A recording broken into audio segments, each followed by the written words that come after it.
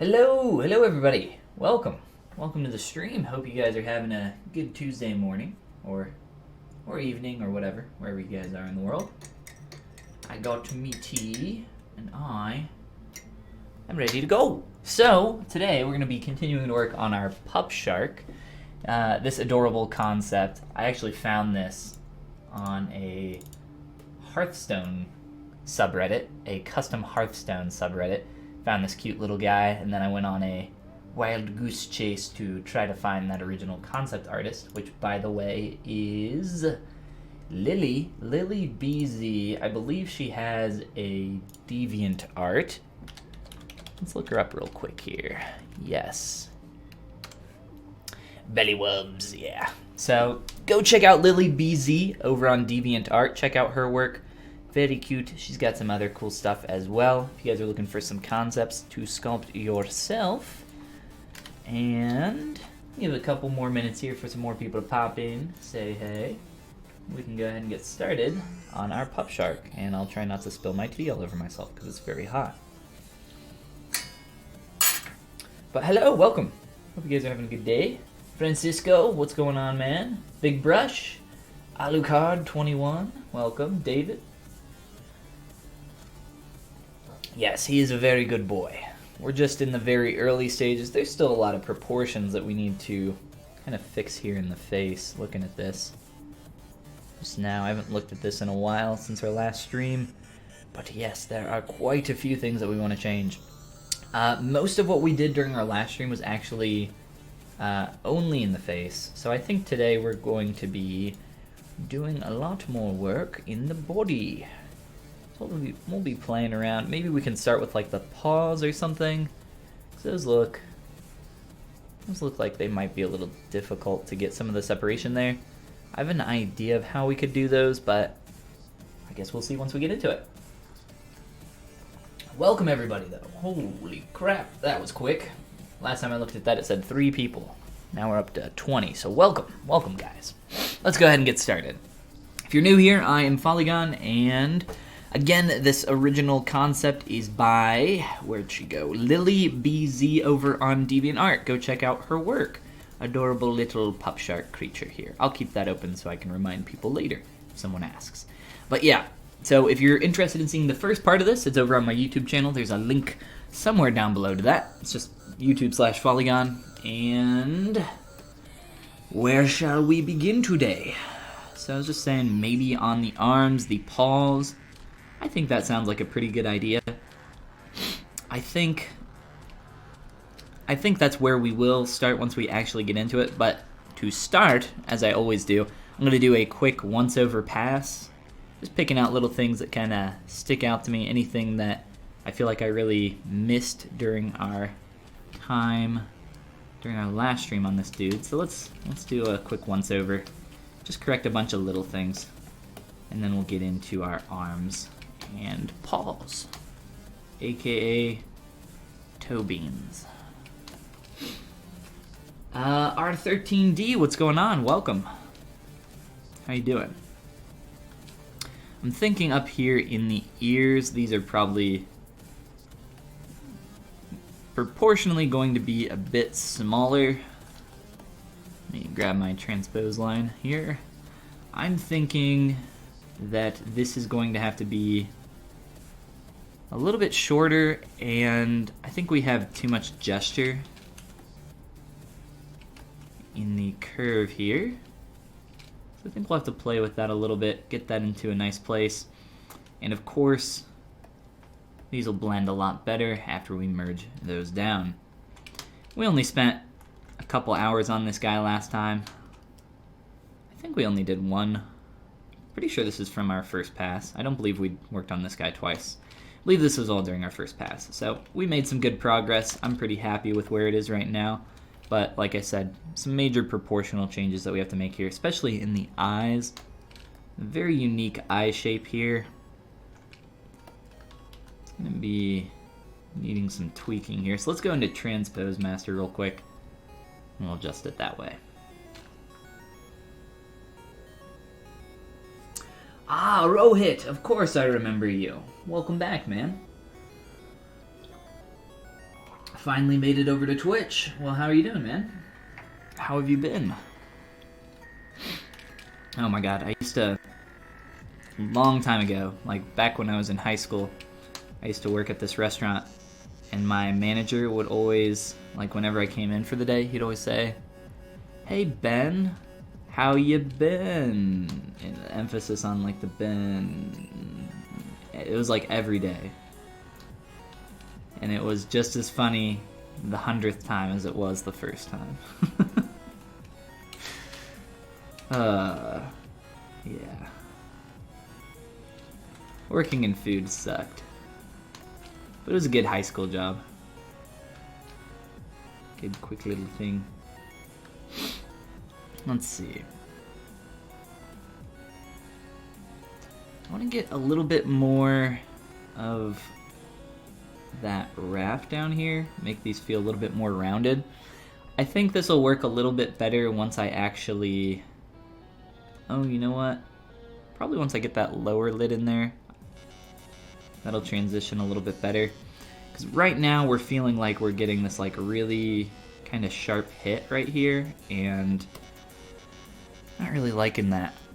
See how it kind of like wraps here? And it's got like a tighter hit in that bottom corner, but it still wraps pretty well. Whereas compared to ours, it's just like one and then like direct across. So we definitely want to change that. I think that's really what's bugging me the most about these eyes. Other than that, it's like really kind of minor shape changes here, but I think that will be the main thing. Alright, so with that kind of figured out, give this a second to finish that.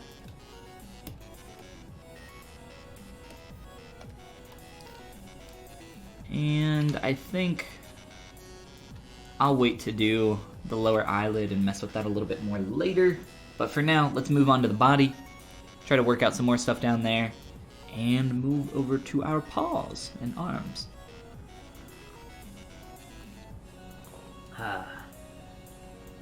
So you posting lots of cool stuff recently. Saw the hard surface video, and that was good. Well, awesome, man. Yeah, we did some quick hard surface stuff. I'm not sure which hard surface video you're referring to. I posted one this morning that was just like some quick tips for different brushes and like how to split stuff off in ZBrush and to work with it that way. It's kind of the typical workflow that I use for almost everything, not just hard surface, organic stuff as well. But I recently did a video as well going through the Z Modeler brush and talking about all the cool features of that. And there's a bunch of them. And that was a pretty long video.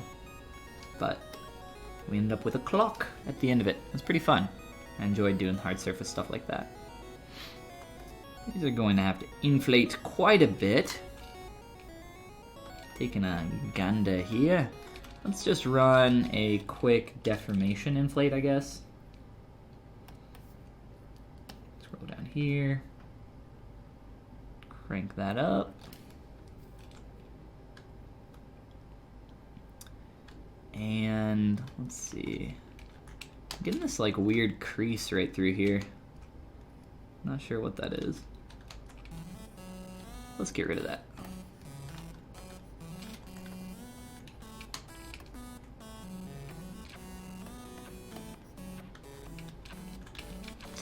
Alright, so for the actual paw here, this is going to be a little tough because much like with fingers, we kind of have the same basic problem here when working on fingers, which is that as you're sculpting them, if they're too close together, you can run into issues with Dynamesh. Well, specifically here with the paw, that shape is they're actually touching each other, so they will for sure combine with Dynamesh. So we could block that out just by like carving into our surface, but really I don't think that's necessary. So instead, Evulet Art, thank you for the follow there, appreciate it. What we're gonna do is make these separately. So let's do a quick little Dynamesh here. It's okay if they're a little messy, a little low res. Honestly, it's preferable that they are. And let's see. Let's run a few slices through here, like so. And then from there, we'll just split these off. And I could even run a group split. It's a little bit faster. I typically don't do that because I like to have control over the order in which those appear, but I think for this it'll be fine.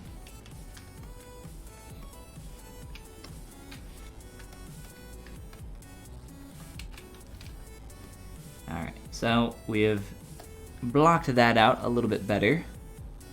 For the upper shape, kind of flowing back here, we need to work with this quite a bit. So let's just continue to block out the actual base there. As that flows back, it'll be a little bit more flat on the bottom. So we can maybe do a quick trim. And we need to get a decent wrap flowing through here. So let's work on that. Avulet Art is raiding with a party of 4. Well, thank you. Appreciate that. And welcome to the stream. How are you doing? Bananimation, which is an amazing name. Welcome. Danny, how you doing? High five. Awesome. Rowan Wood, what's up? What about Blender? What about Blender? I use Blender for rendering. Blender render. At least recently I've been playing with Blender for rendering. But ZBrush, if you're talking about digital sculpting, that's where it's at, my dude. Alright, so these shapes aren't going to work exactly the way I want, so I'm actually going to delete a few of these. Let me come through and delete those. Let me just delete all of these, and we'll just use this one as a base and then duplicate that after we're a little bit more finished. So we want this to be a little bit more squared off. So I'm going to clip the top and bottom portions of that. And then we'll work on kind of rounding out that shape a little bit. Very quickly, I'm gonna delete one of these arms just so this is easier to work on, so I don't have so much going on across from me. Aries, welcome back, man. How you doing?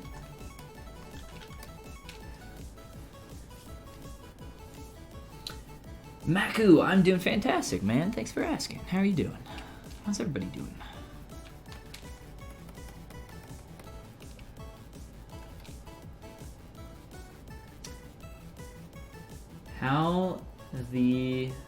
I cannot even read this, but I see PewDiePie result. Oh man, I cannot even understand.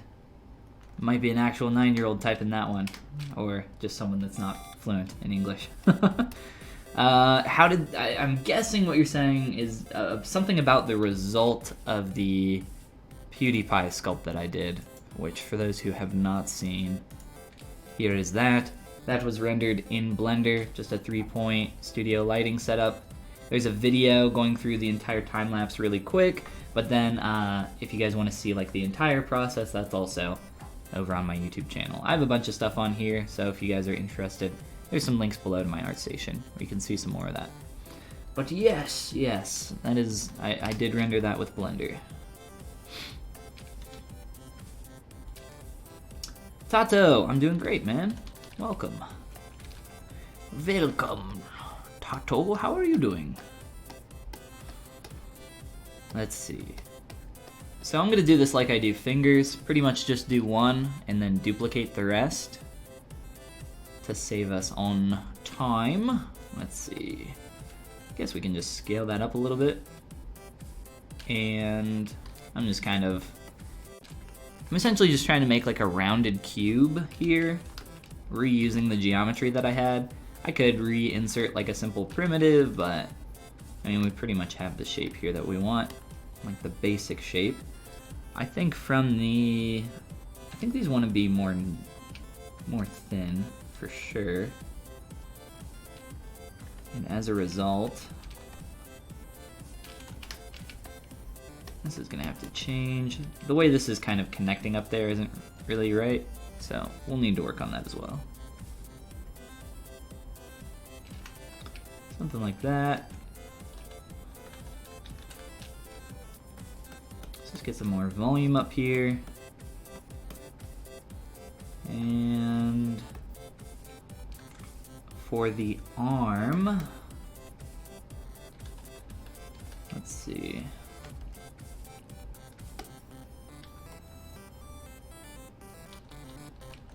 Let's figure out how that's gonna sync up there. It's pretty close to what we want, I think. But let's just move some stuff around really quick.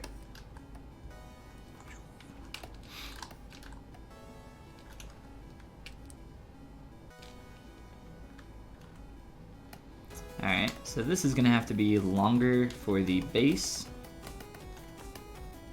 I'm just gonna call it the palm. I'm just gonna use like standard hand terminology because I don't know what the parts of the paw are called. I've just been saying like base. The base of the paw. Hey, paw. Makes me think of Andy Griffith.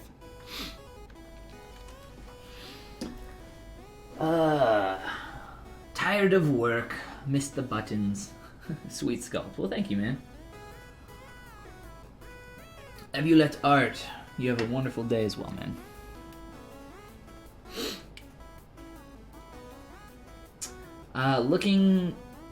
Looking at your art station, can I ask what is 3D Coat doing? I'm not sure what 3D Coat is doing. I do not currently have 3D Coat on this machine. I haven't used 3D Coat in a while. I used to use it a lot for retopo and UVs, because I think it's pretty good at that. But other than that, I don't think there's a lot that I would use it for. And anymore, I think there are, you know, other tools that are probably a better bang for your buck that will have that, plus, you know, a lot of other stuff. Like, just if you get Maya alone, the retopoing tools in Maya recently have gotten a lot better with quad draw. Quad draw and don't remember if they've updated their UV system recently, but ZBrush is getting a new UVing system that's actually pretty similar to 3D Coat. So anymore, like, I probably won't be using 3D Coat too often anymore, personally. But if there's anybody out there who uses 3D Coat for other stuff, let us know. What are you using it for? So, this is... what do we want to do with this? We want to make this shorter, for sure. I'm going to do a few things here. Quite a few things. More narrow. And I think the hardest part of this is going to make the endpoints blend in together nicely. So what I'll probably do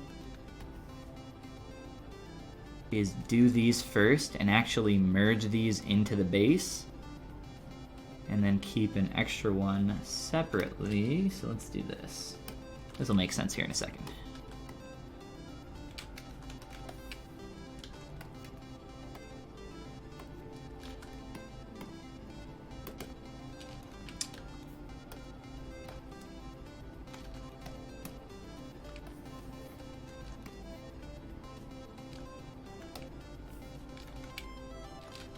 Alright, let's blend between the wrist and that paw. Very quickly. Doesn't have to be super clean, can be pretty rough. And then let's blend between the edges of the paw and those digits.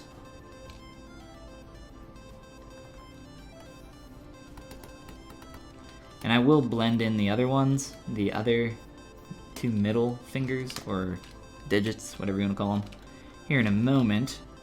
But at least for now, I think this is the basic shape that we want. I think I'm going to have to make that wider so I can fit those in there. So we only got one in there right now. Plus we can just scale these down. It'll be a lot easier to do this once we remesh though, so let's do that really fast.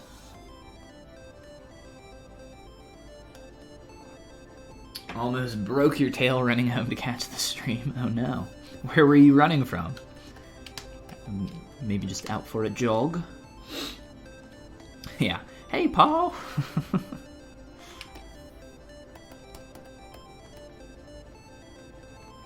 Is it possible to send you a sculpt I did in Blender via OBJ or FBX for critique for Friday? Yeah, absolutely. If you want to just send an OBJ, that would be preferred over an FBX for sure.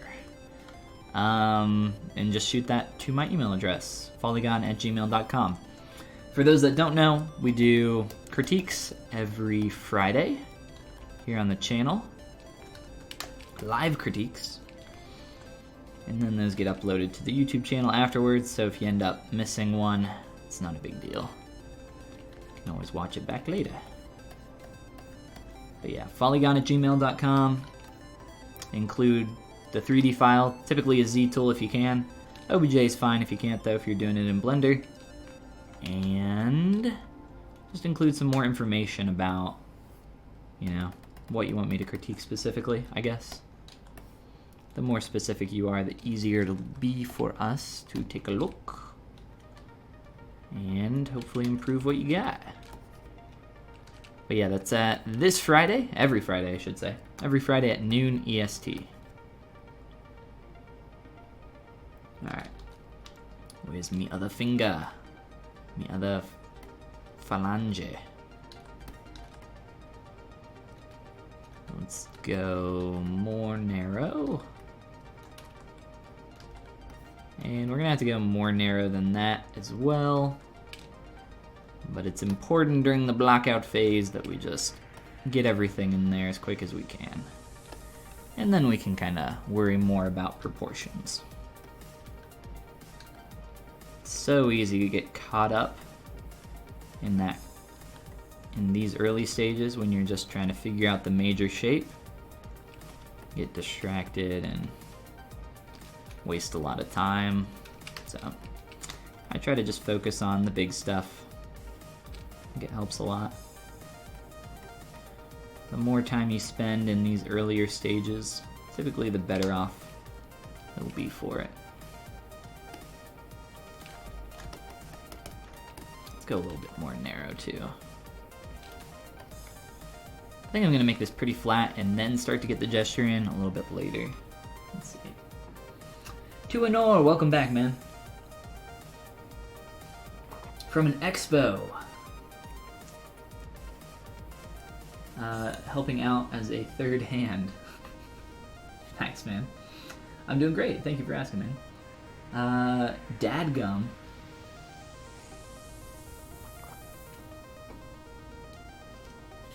Kingdom Hearts 3. Don't even get me started on dumb hearts. Alright, look. Kingdom Hearts makes absolutely no sense. I'm convinced that the people that enjoy Kingdom Hearts are Stockholm Syndrome-y, which is the thing where you like fall in love with your captor or whatever. That's what Kingdom Hearts is to me. It just makes no sense. Nothing in it makes sense. Maybe that's why people like it. It's got a lot of fan service. Not in the traditional sense, but in the old school sense of the word. So maybe that's the appeal. I don't get it. I really don't get it. If someone could explain it to me, that would be great. The controversy. Yes, that's what I'm known for. Being so controversial. Sculpting things. Wow. let's talk about Kingdom Dumb. Dumb Hearts. That's right. I think Kingdom Hearts is dumb. In all honesty, I think the people that love Kingdom Hearts think it's dumb as well, but they still like it. They know how ridiculous it is. There's nobody that's like playing that game and like, yeah, this is all like, oh, it perfectly makes sense. It's, you kidding me? Remember when Goofy died and came back to life? It just makes sense. Also, remember when Goofy was in the game? It's so ridiculous. Maybe that's another reason why people like it, because it's so ridiculous. Is that the appeal?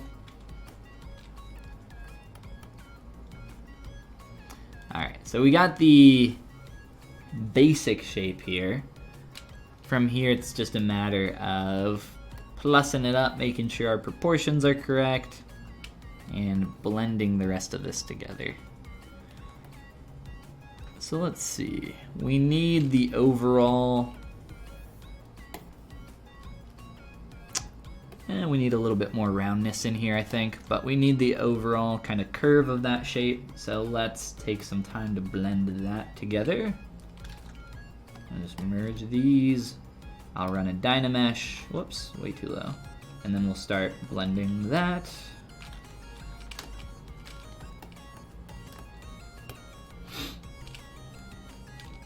It's so confusing, but you can dig it. It's absurd, but it's super fun, like DBZ. Okay, alright. Speaking a little bit of my language now. So they're fun games. Well, I would assume they have to be fun, right?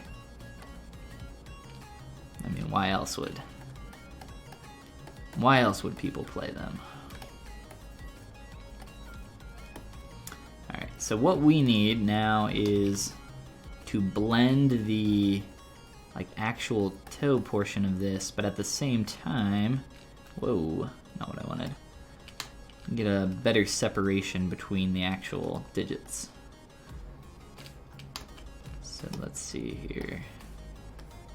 Let me just clean up this geo first, and then come through, start pinching that out. Get a nice clean line running through here from top to bottom.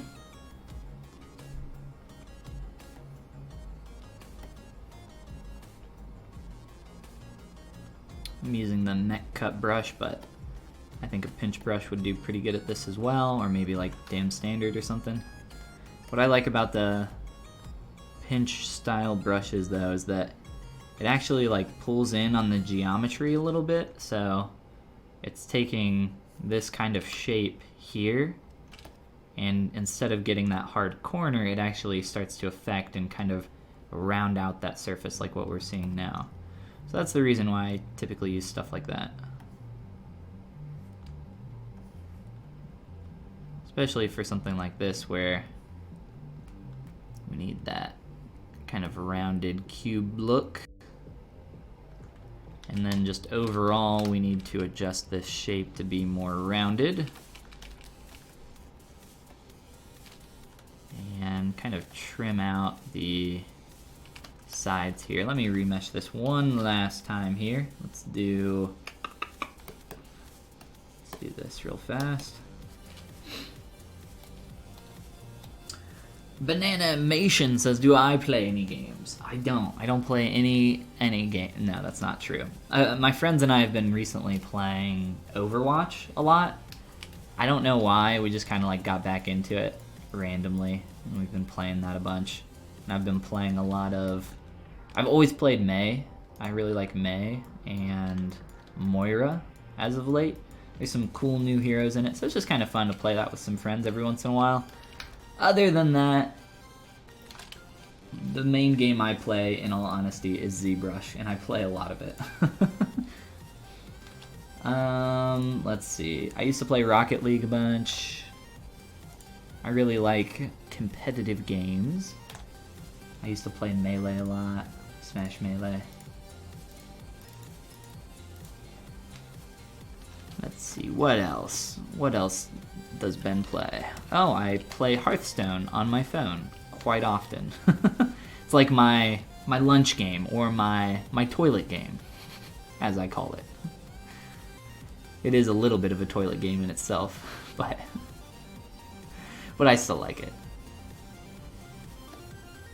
That's about it, really, though, in terms of like what I'm playing right now.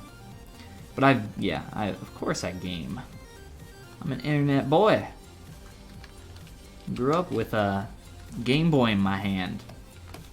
I think it's so funny that when I was a kid, like, adults everywhere were always harping on you, or harping on any kid with a game in their hand, like a Game Boy or whatever. Like, oh, you're always walking around, you're gonna walk into stuff, or, you know, get your head out of that game. And now you see all these videos of adults, like, walking around in a mall looking down at their phone, and they, like, walk into a fountain and just, like, trip and fall in the fountain. And it's like, ooh, I've been practicing my whole life for this moment.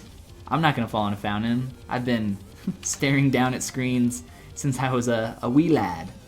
I got all the practice in early, so now with the cell phone, I'm a pro. I'm a pro walker and cell phoner at the same time. Multitasking skills, that's right. Alright, how are these toe beans looking? We're getting there slowly. We're now starting to go from a little bit more away from that blockout phase to a little bit more refined. So that's really starting to shape up nicely. Still a little messy, but I think we're gonna leave these at this level for now and move on with the rest of our body so that we can continue development, because we don't want to spend too much time in one place and let things get really finished in one area and look really, you know, unfinished in another area, kind of like what we got for our body right now. So let's start here. We probably want to add some subdivision levels. How do we like the overall gesture of this? I feel like this is a little bit too long. I think this is going to need to be more squashed in general. Need to move the legs up. There's quite a bit of length over there, but let's do that. And let's also work on blending our tail really well into the body. This curve doesn't feel very good to me, so let's thicken that up and blend this part down here, which we blocked out very quickly. It's like this little crescent moon thing. Let's see. Something like that for now. And actually what I'm going to do to make this a bit easier,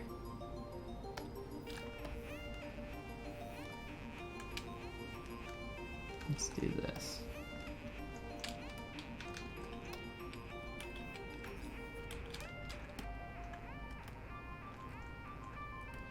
So I'm going to merge these two things together real quick.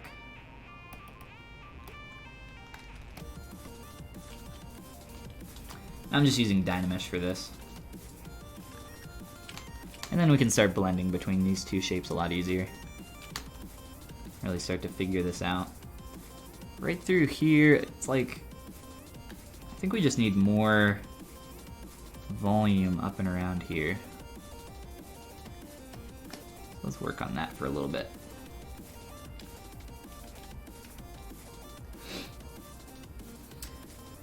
Played Hearthstone for years since beta, so have I, yeah.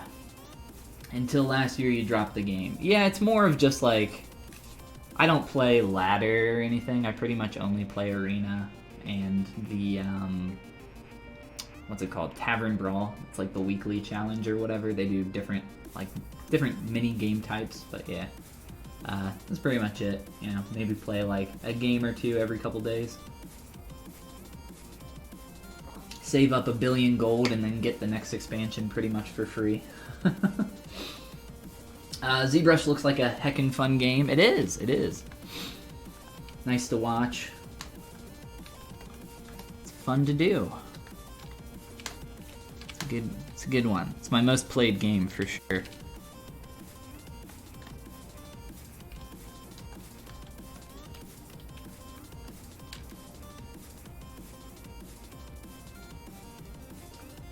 That's the Game Boy generation that's walking into fountains? I don't know about that. Not me. Not my Game Boy. Not my Game Boys.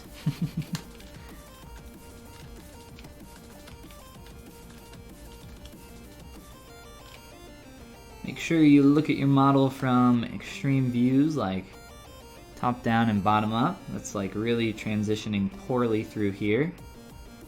Let's get that a little bit more clean. So this is just way too big, right? We need to scale this down quite a bit.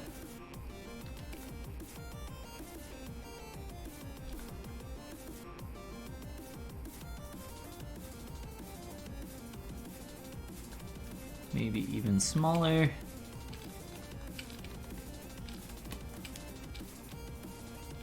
I'm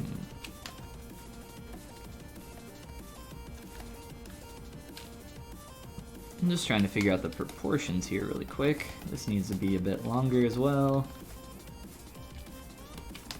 It's so weird because this is actually going to be twisted off over here, so maybe this, just like a quick check there. Yeah, let's go more narrow here. So I'm gonna just skew that in. And just try to get a nice curve running through there. And we'll probably leave that. Let's do a couple more tweaks here just to make this feel a little bit more integrated. Feels a little awkward right now. Tweak that just a little bit more. And then we'll move on to our lower legs, which are just kind of spheres that we blocked out for the time being. I think... How do we want to do this?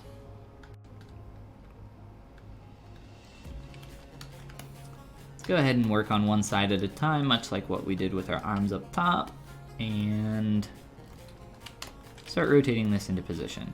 So again, this is just a sphere that I plopped on the side of the body and started shaping up with Dynamesh. Really simple, really easy to do, and if you keep the resolution low enough, it forces you to only worry about those primary shapes. And that's really the entire purpose of this stage. Really focusing on simplistic, most basic form.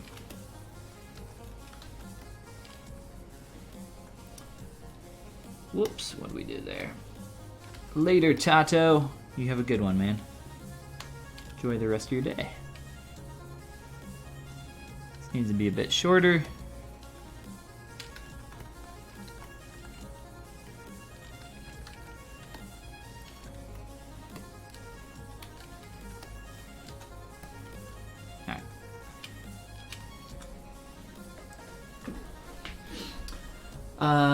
How long did you start using ZBrush? Like, how long ago?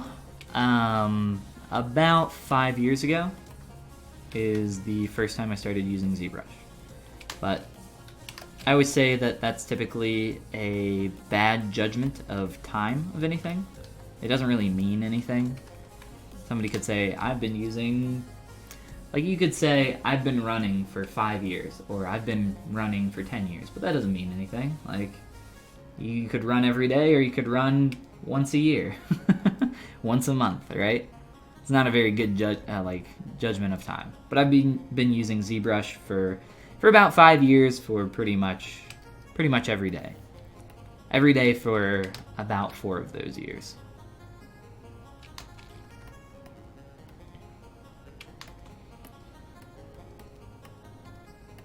Let's get a little bit more narrow and then widen out. Follow that shape, so we got the heel tapering around, something like that. And whoops, we'll just do a quick clip there on the bottom. And that feels very flat right now, but we'll be able to round that back out. Get a little bit of that curve, that major gesture through there. And probably just thicken that up. Let's see. Let's maybe try rounding that out a little bit. Just a tad. And we'll pretty much do the same thing that we did up on our hands. Upper paws, front paws, I'm gonna call them hands. We'll pretty much do the exact same thing that we did up there.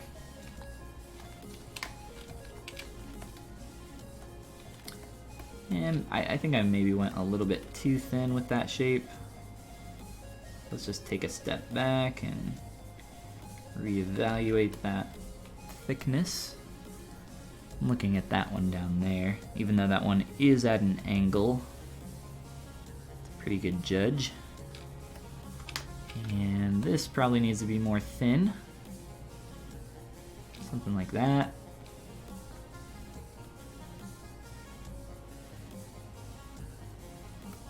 And this is probably a little bit too long.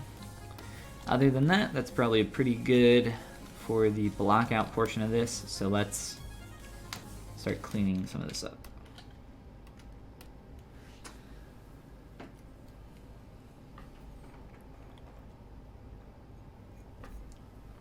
And the chai tea is gone. Alright, so for our upper leg, it's a very thick shape, so maybe we can go a little bit wider here.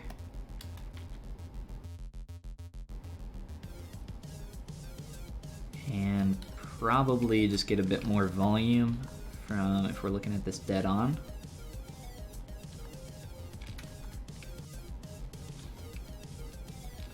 This feels like really parallel right now, so if I can, like to get some more taper in that shape. So let's see, let's try something like this and do a very just gradual taper down.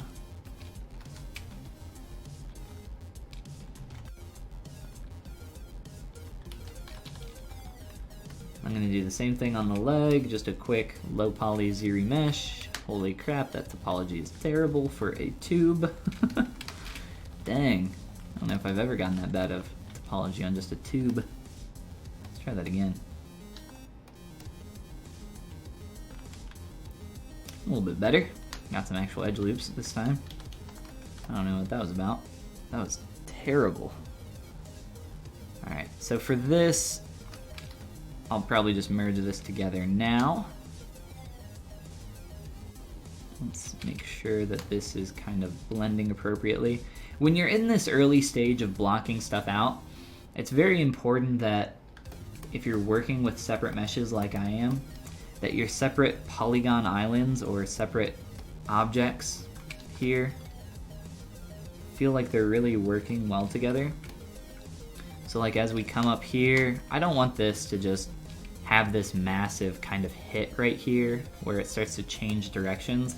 I really want that to feel integrated, like it's kind of already flowing up through here, so that when I actually go to combine these, it's going to be so much easier to actually blend the form. Makes it just so much easier once you get to that part of the process. So let's do that next. Merge down.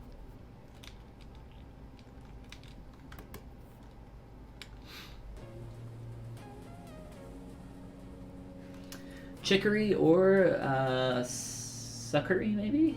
I'm not sure if that's how you say that. It's like a coffee substitute, healthy and tasty, even without sugar. I have not even heard of chicory or suckery. I'll have to check it out. But I love some coffee, so that sounds like something that I would be interested in. You're speaking my language. Alright, same thing back here with the body. We want this to feel integrated well, and currently where that's kind of syncing up, that's not really going to do what we want. So let's see, let's try rotating this just to flow with the body a little bit better. Draked, welcome. Thanks, man. Move that in a little bit. And let's see. Let's continue to slide that a little around here and make sure that that's lining up well. So this is what I'm talking about. So again, looking at kind of an extreme angle as I start to rotate down. Before, if I undo and step back, we're getting like this massive kind of hit right there. Oh, I shouldn't do that. Gotta keep my undos. But if we look now, after I've kind of moved that around, we're starting to get just like a nice blend between those shapes. So now when I actually go to combine these, it's just going to be a much easier process. And then for the internal portion of that leg, it looks like it's way too thick here on the inside. I'm actually going to get a little concave here going, if that makes sense.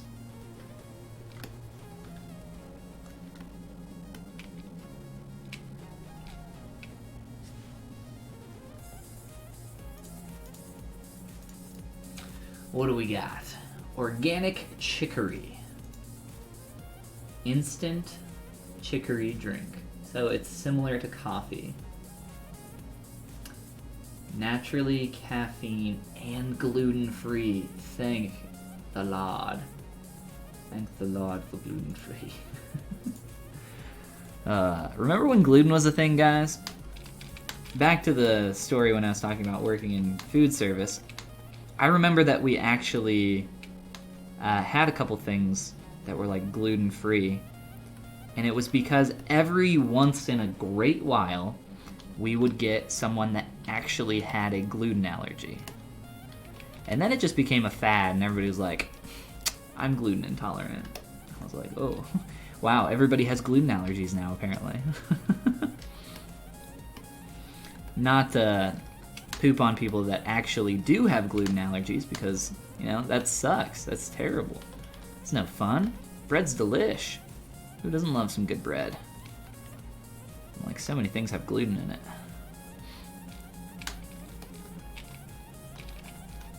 I thought it was just silly how it was like 1 year. When was this? This would have been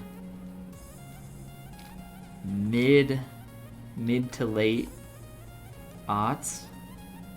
Like around 2008, it like went from one person a month maybe to being like, oh, is this gluten-free, to like 30 like once a day.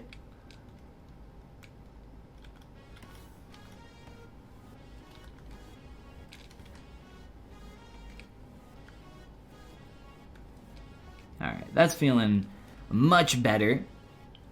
Let's go back up here to this paw, and I think what I'm going to do to make working on this a little bit easier, I'm going to do what I did with my ear, which is slide it over to about the center space of our world axis and run a mirror and weld. Ugh, that's terrible. Let's try that again. Let's line this up in a good place. Oh, you know what? That worked pretty well. So I'm going to mirror and weld that, so that mirrors and combines it with that new geometry across the x-axis. Let's show that again. And now I can work on this symmetrically and just kind of save myself a little bit of time in shaping this up. And it's going to just make this process so much faster and more clean. So we'll put this back over on that hand after we're done here, but let's take some time to do this. I really need to get this kind of squared off planar shape up top. I'm trying to think of the best way for me to do this. Let's maybe just roll back here a little bit on the res. Less than $1 for a pack. Let's see.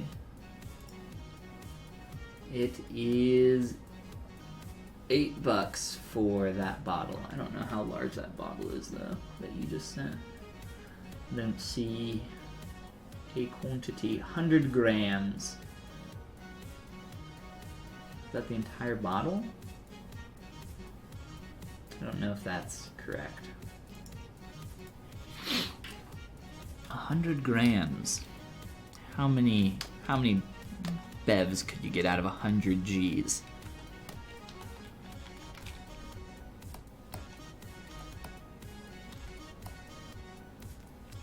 Alright, let's clean this up. Alright, so what I'm thinking is trying to like let's like take a step back and really try squaring this off a little bit better. And then rounding the corners. And then re-pinching in around those separations between the toes. We really want these to be nice and clean, and they're pretty flat on top, but they have like a little bit of a swoop up into the top of the paw. So that's what we're looking for here from the profile at least.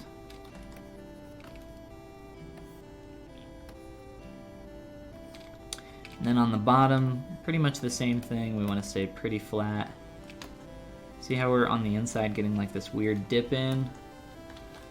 Let's get rid of that.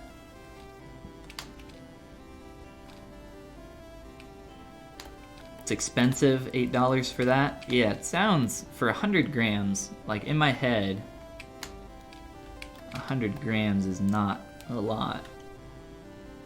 But this is America.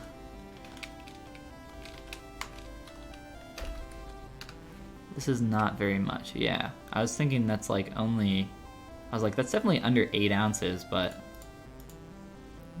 it's impossible to tell with a picture. Like here. Like, you can't tell how big this is, just like, there's no banana. There's no banana for scale, right? So $8 for a few ounces. That's probably, I'm trying to think, like, how big a standard tea bag is. A standard tea bag probably has, like, 1/4 to 1/2 ounce of tea leavings, as I call them, in it. So you could probably make, like, 6 to, I don't know, maybe like 6 drinks out of that? 6 or 12 drinks. Which isn't that bad for $8, I don't think. But also, why is the bottle so small? Why not just make more? Then increase the price.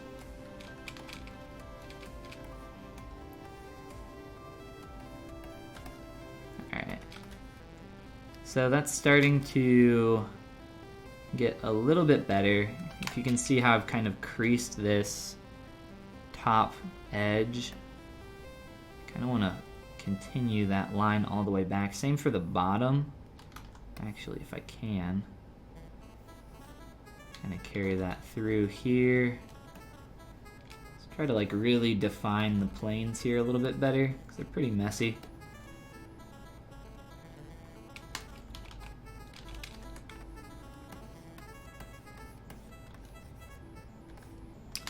I'm just gonna smooth this out a little bit just to really make sure that that's feeling it okay there. Let's see, let's maybe get a little bit more rounded here. And for those, I'm sorry, there are people that are probably hopping in, seeing what we're working on, so let me put Puppy Dog up here for a moment. There you go.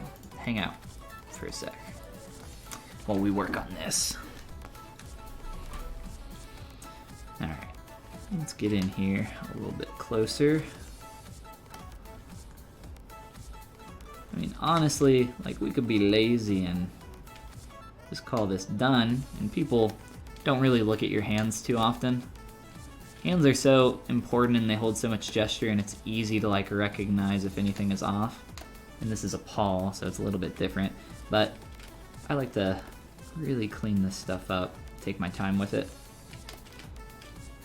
Go for hyper clean. It's like Mr. Clean's dad. Hyper clean.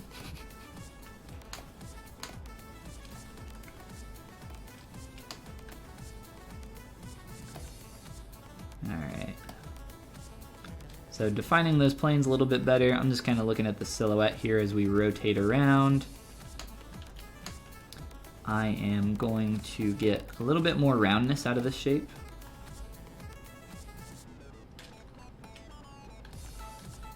And that's not what I wanted. A little bit too thick on the outer portion there.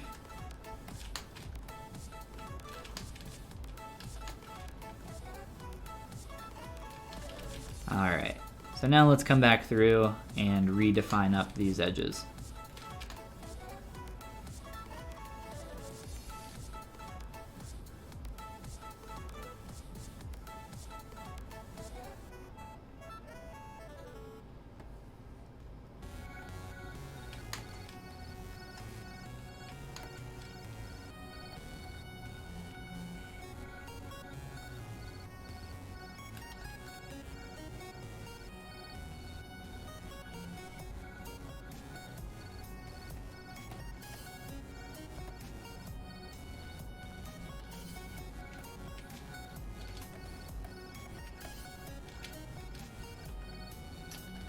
It's a cute paw. Well, thank you. It's getting there. It's a little messy still.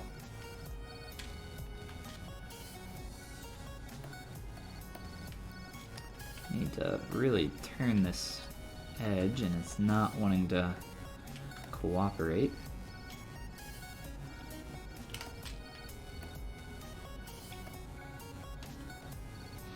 So I'm trying to find some of these areas where we can kind of continue the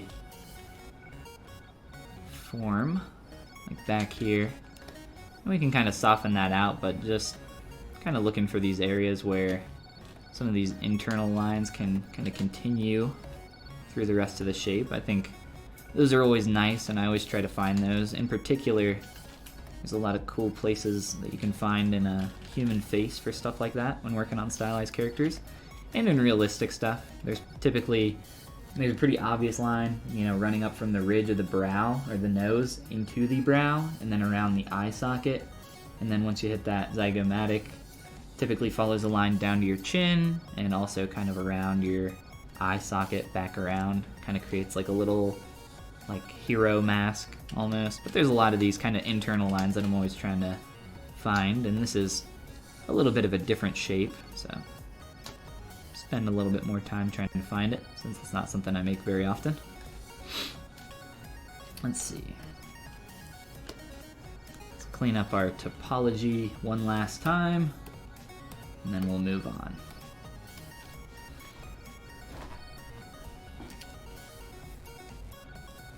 Welcome back, Banana.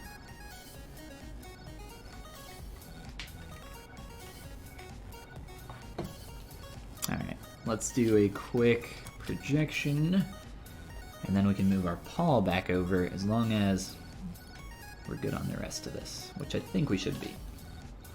Maybe some quick proportional changes that we want to make. Other than that, that's probably about it.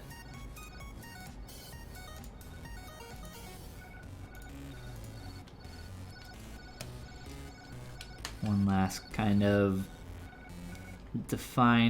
definition here, real quick.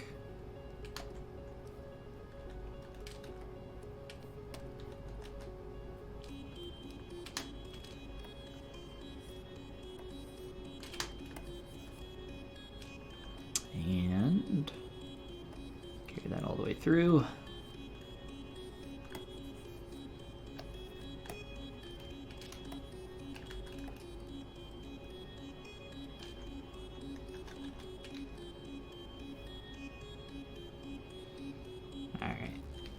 There's still quite a few things here that I'd actually like to clean up.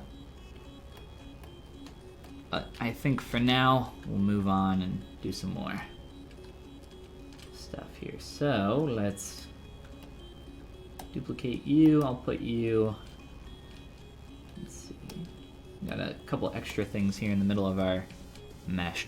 I actually want to make a brush out of this. I was going to do this. I forgot to do it. So for people that are wanting to make brushes similar to something like this, where you can insert an ear on top of your character's head. So for instance, here, let's do this. We'll clear everything off.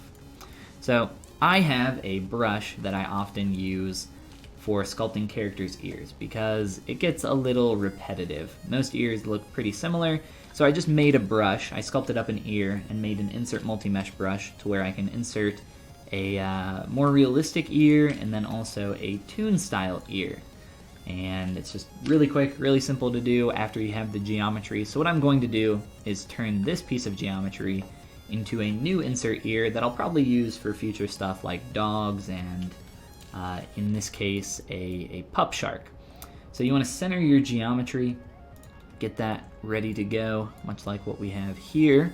Go up into your brush menu, and then all you have to do is click on Create Insert Mesh, and then click on New, or in this case, because I have an ear brush selected, I can click on Append. And I'll just click OK to that. It's just telling me that I can press the M key to select that. So now I have a new ear added to this brush, and when I select that, I can now insert that on top of my geometry, but the orientation's kind of messed up here. So instead what I would do is rotate it like this. It'll always insert it from the angle that you're looking at. And here, this time I'll create a new brush just so you can see how this works. So new, and that's already selected for us. And now you can come around to the side of the head of your character. I'll just delete the subdiv so we can insert geometry really quick. And click and drag, and there you go. We got our ear brush ready to go. Beautiful, beautiful, beautiful. That's pretty much how you do that. But that's something I wanted to do. I wanted to change that for this brush, my insert ear brush, which I actually have on my Gumroad. It's in my Follygon brushes. Insert ear, yes, it does come with that pack. So if you guys want this, I'll actually be updating this, so for those that already have this, it'll be a free update.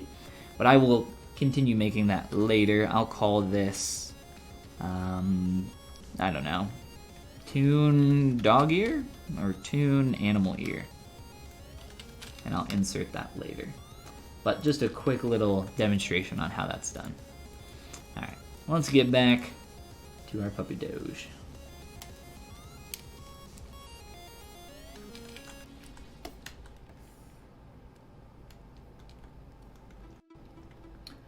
Kalari, what is going on? Welcome, welcome, welcome. When having multiple subtools, how do you unify them? Should I merge them, or because I do something that my subtools become smaller and my brushes won't work as I start ZBrush?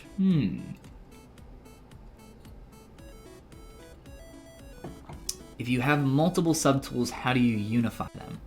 So what I think you're asking, and you can correct me if my assumption is wrong here, but what I believe is happening is you're working on an object and the size of this subtool is so small that some of your brushes aren't working the way that you want them to, or the way that they should. ZBrush works best with objects that are around 2 units cubed, which is the default size for pretty much all these primitives. If I grab a primitive and make it a polymesh 3D, you can see that it is 2 units in all directions, and then you can start sculpting on that. But if I were to come in here under size, so geometry size, and scale this down really small, well sure, I can still frame in on that and it's great, but if I switch to my clay tubes brush and use that again, well, first of all, my brush only goes this small, so this is the smallest that I can get it. And then certain other tools and objects aren't going to work the way that you want them to or need them to while you're working at such a small scale. The same is true if your object is very, very, very, very large. Let's zoom out here. I got my clay tubes brush again, and I have to make this brush huge.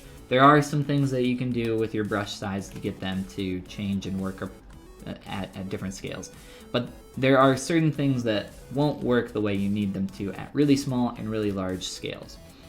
So you can come down into deformation and click on unify, and that will essentially center the object in the world space and put it back to about 2 units cubed. So if you have multiple subtools, and that is the case, so let's say you have something really small or multiple objects that are really big, what I recommend doing is going up into Z plugin, Moku Jin, or Mokud Jin, thank you for the follow. So Z plugin, transpose master, T-pose mesh. Click on that, and I'll show you on this object that we're working on, this little pup shark. If you click on T-pose mesh, again that's in Z plugin, transpose master, it will take all of your objects and combine them into one subtool. And from there you can click on deformation, unify, and that'll make everything about 2 units cubed, or what you could do is manually scale it up or manually shrink it down, whatever you need to do to fix that. After you do that, go back, Z plugin, and click on T-pose subtool. It's that one on the right there. So click on that, it'll take all those changes and put them back on the individual subtools. So if I scale this up really big and click on that T-pose sub T button, all of the rest of these will scale back up and will be back in a working order. Let me know if that helps you out, and hopefully that's what you were asking. Yes. Perfect. Beautiful.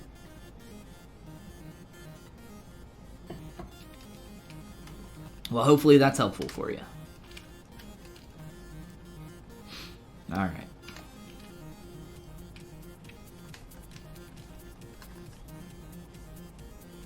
So we're starting to get a little messy on the back here. Let's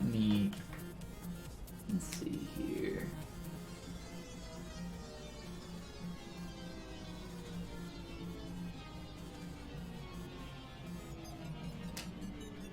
Make a quick note real quick.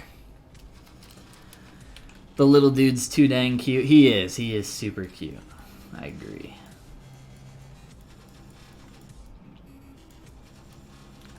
We'll have to work on the face a little bit more today as well. So I'll actually be streaming on the Pixelogic ZBrush channel tonight as well at noon EST. Or noon EST, jeez.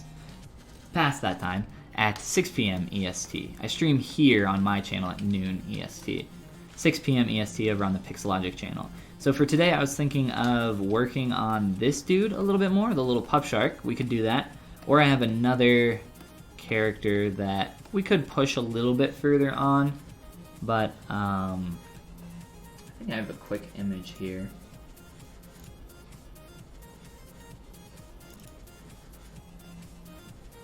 Where is he? There he is. This dude.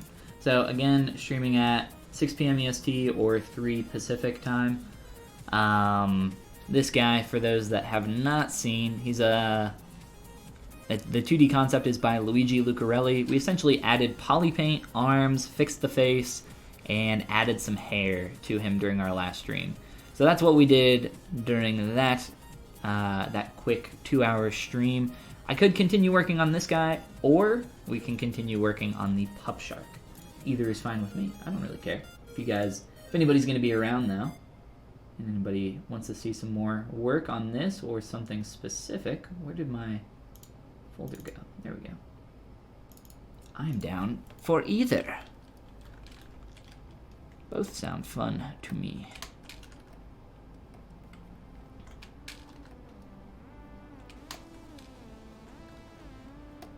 Alright. I'm thinking that we're just getting a little bit too round through some of this area here.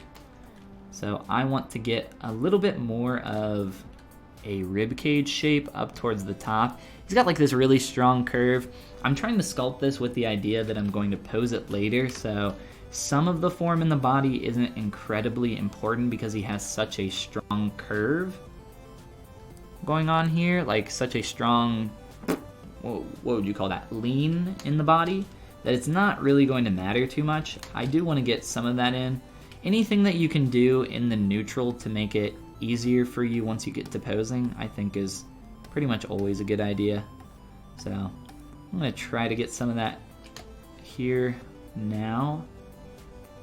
But really, once we get around to that stage, I don't think it's going to matter too much. In terms of like secondary form here going on in the body, there's really like not a lot from what I can tell just from this one image. If anything, it looks like there's maybe a form change right around here instead of wrapping around so nicely. Looks like it rounds out a bit more and then kind of like dips in around where that tail transitions. It's always tough to like figure some of this stuff out when you just have one image to work from, but I don't know. I think we'll experiment a little bit. Try to get some more secondary shape in here. Anything we can do to bump up this pretty boring tube of a body, I think would be nice. So let's see here. Also, once we like get to a point where we're doing some of these more fleshy like folds, we'll wait till we get into posing to do that though, since they're asymmetrical. No reason to do them now in the neutral. So we'll wait a little bit for that too. Let's see.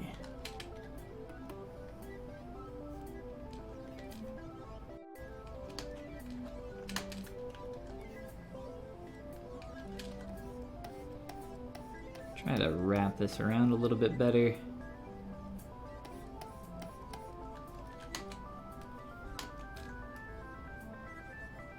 This is not going to be like this super hard edge on the back. I've pretty much only done that so that it's really easy to retain that form when I remesh it, and then when I smooth it back out, it'll still retain a little bit of that tight curve there. And I think this guy is just like a lot more skinny than what I have going on here. Tatiana Art, I believe. Welcome, and thank you for the follow, Tatiana.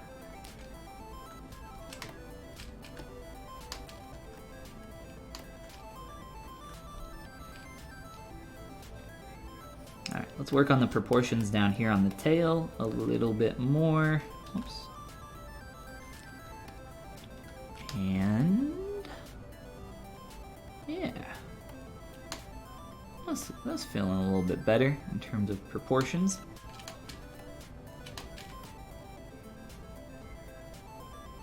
We don't have symmetry on for some reason though. Don't know how that happened. Oops. Whoopsies. Alright.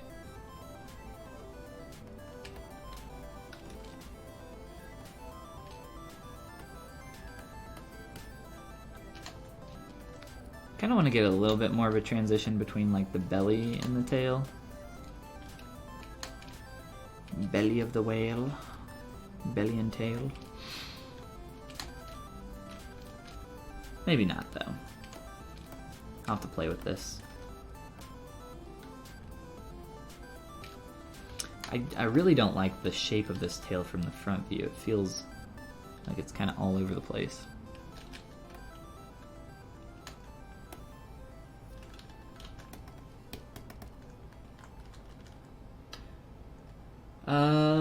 You said that was the Pixelogic channel? Yeah, it's just twitch.tv/Pixelogic. There should be a link down below somewhere to that. Somewhere, I think it's under my About, like the first little panel where it's got the little picture of my Follygon dude.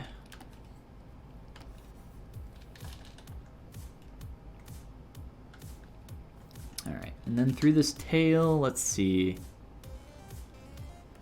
Let's grab our Sharp Soft.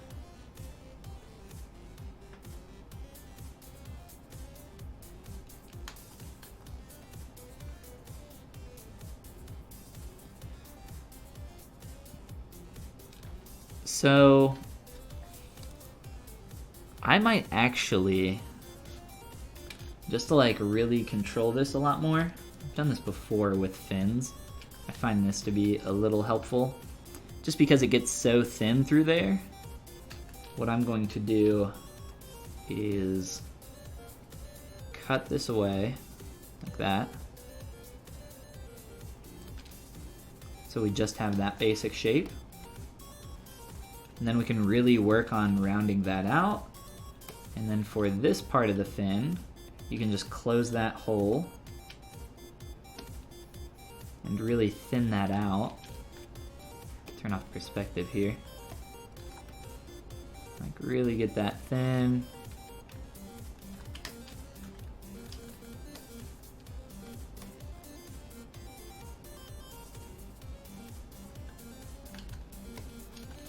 So many holes in this mesh, jeez.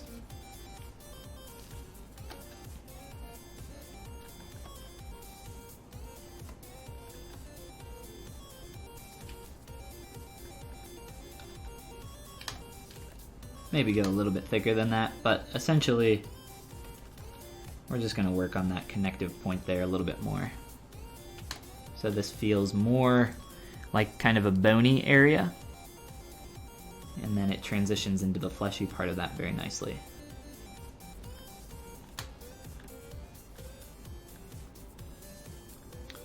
Plus it really allows us to control the shape here so that we can go from a thicker to a more thin shape.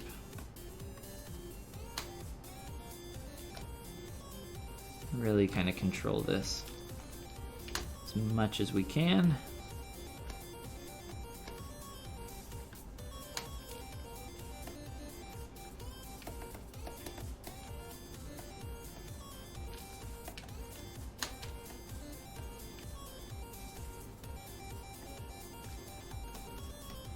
Remesh that. 3D art is cool. So much useful potential applications aside from it being art. Yeah, I mean, my background is in stuff for physical production, so I think most people, when they initially get into 3D, just want to work on games anymore. It's like the main thing that people gravitate towards. And I was really interested in that in the beginning as well. Just over time, I got more and more into stuff for digital sculpting, and I don't know, I love it. Worked out really well.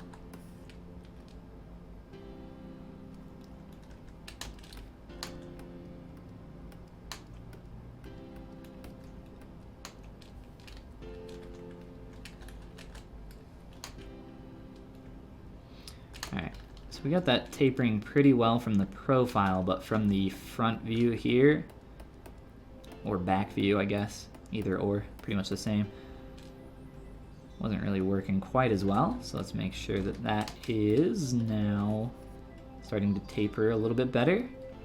So we're getting some nice taper there. Same with the bottom. Let's fix that a little bit.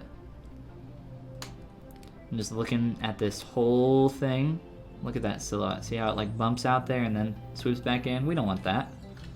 We really want this to feel intentional.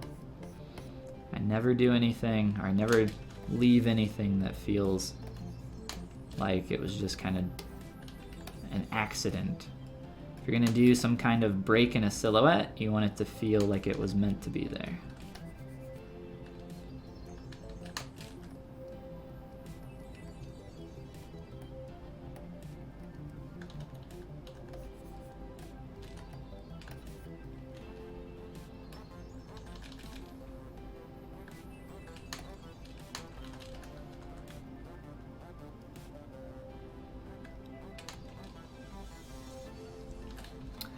Okay, and then this shape,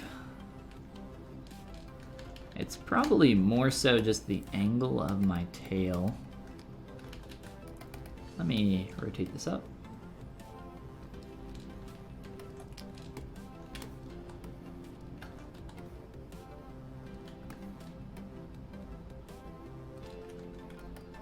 I know we kind of like broke the tail there, but that's okay. I would rather do that so that I can get this kind of upright here really quick.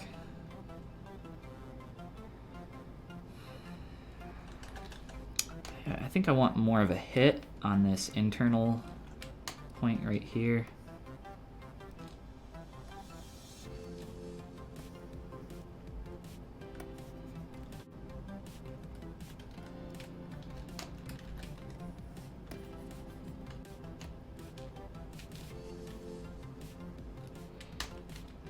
And what's going on here? Like dipping in awkwardly. Let me fix the geometry here a little bit.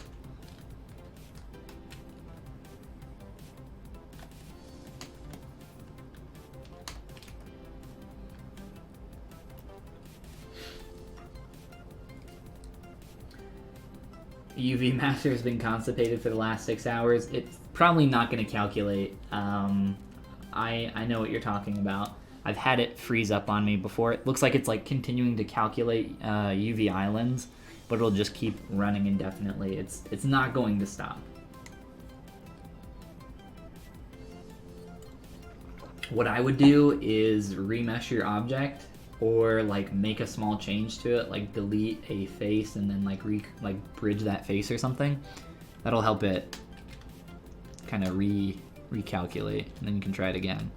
I don't know if you're trying to UV master though. If you're just trying to do something quick, obviously I guess not something super quick since you said 6 hours, but that's a long time. It should not take that long. All right. I think that's pretty good in terms of the major shape there. If anything, you know, I might inflate this a little bit more, but I don't know. Let's leave it for now. Let's realign our fin.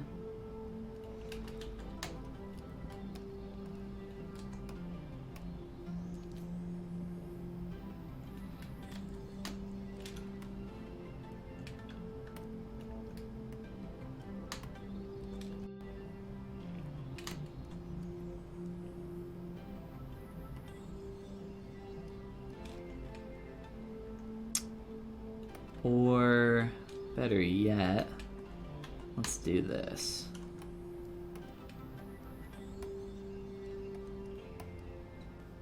Just so we can get this to line up properly.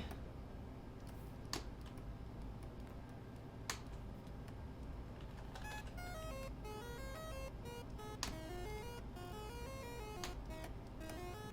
we'll just kind of pull this out like that.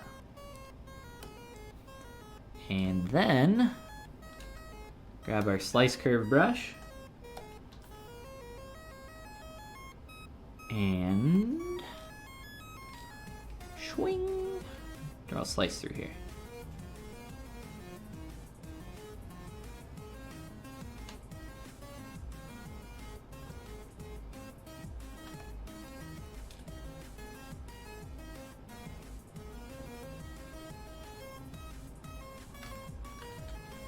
Maybe we do want that to just be longer.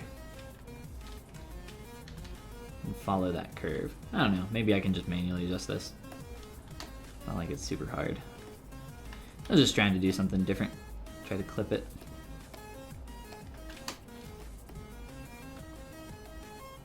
I don't know. I think that's good for now, and we can come back to this later. So at this point, what I would do is merge this into the part, this like bony part of the tail, and then kind of blend between those two objects to get that feeling nice and clean. But let's merge our tail back into our body. So we'll just merge down on that. Beautiful little stump. Dynamesh. Let's run that line all the way up through there. And then we'll remesh our body so that we can actually clean up what we do have. So that shouldn't take very long at all. In all honesty, I'll just do a Z remesh at like, I don't know, we'll say like, whoops, 2 or 3K, and I probably won't even project it, but I'll keep the old one just in case we want to. Learning so much today. Awesome. That's why we're here.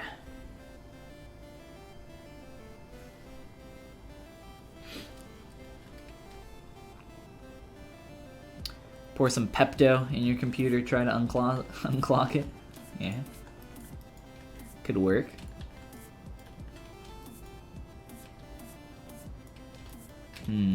That's too high res, I think. Let's go like 1. Or maybe even lower. I don't know. I think it's fine. We don't need to sit here and remesh multiple times on a body that's just going to be combined with some other stuff later.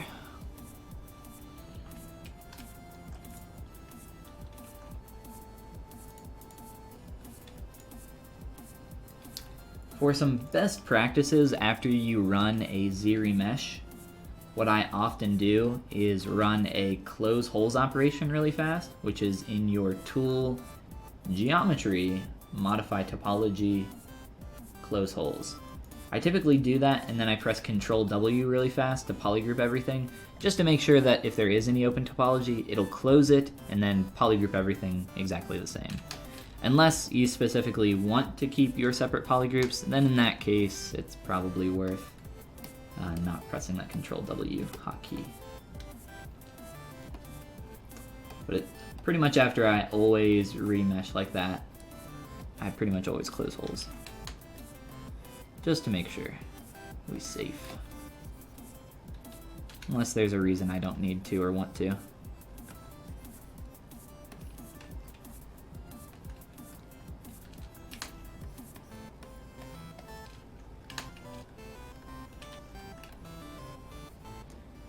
So we got a little messy here, that's okay. This is what I was talking about with the back, so that I could like just smooth this out, and then essentially it would be a little tight up through here, but that, you know, major hit is still at that peak, and we're no longer having that super tight crease through there. Alright, let's clean up the rest of that, where that tail connected. Pretty much the only reason I split that tail is so that it would be easier to work on separately while I worked on the bottom portion down here. Just so I don't have to worry about too many things at once.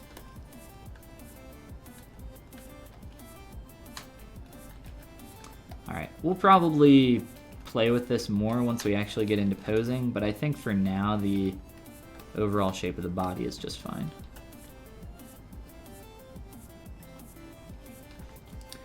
Alright, let's take another pass on our limbs, and then I think we'll move up to the face a little bit, because I said we would work on the face today as well.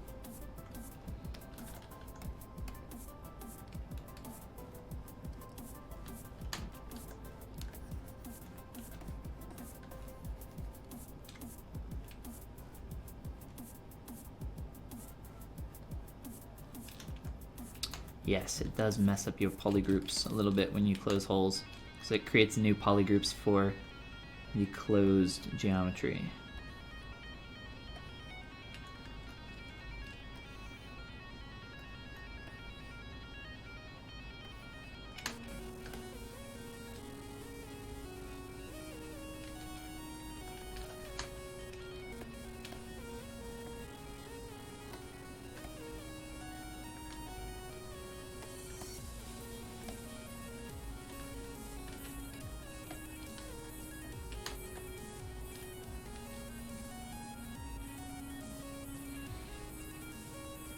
I think this is going to taper quite a bit, like rolling back through here.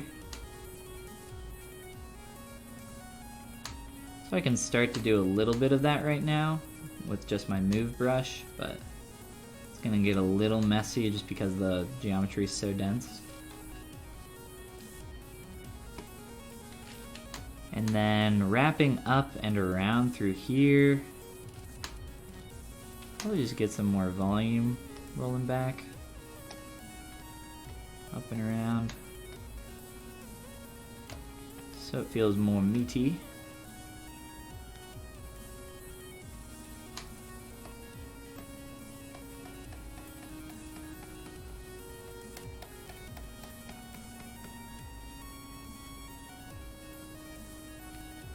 Yeah, I think I might get even more thin through there.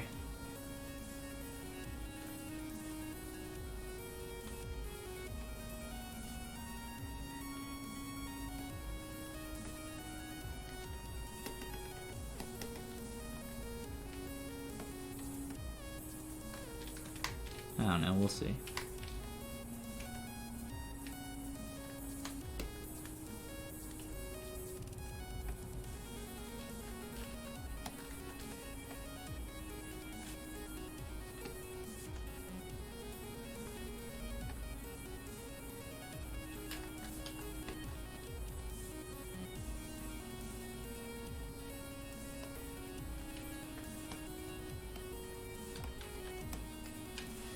Do a quick remesh with keep groups, hopefully get a nice edge loop around there, and then I'll just kind of push that up.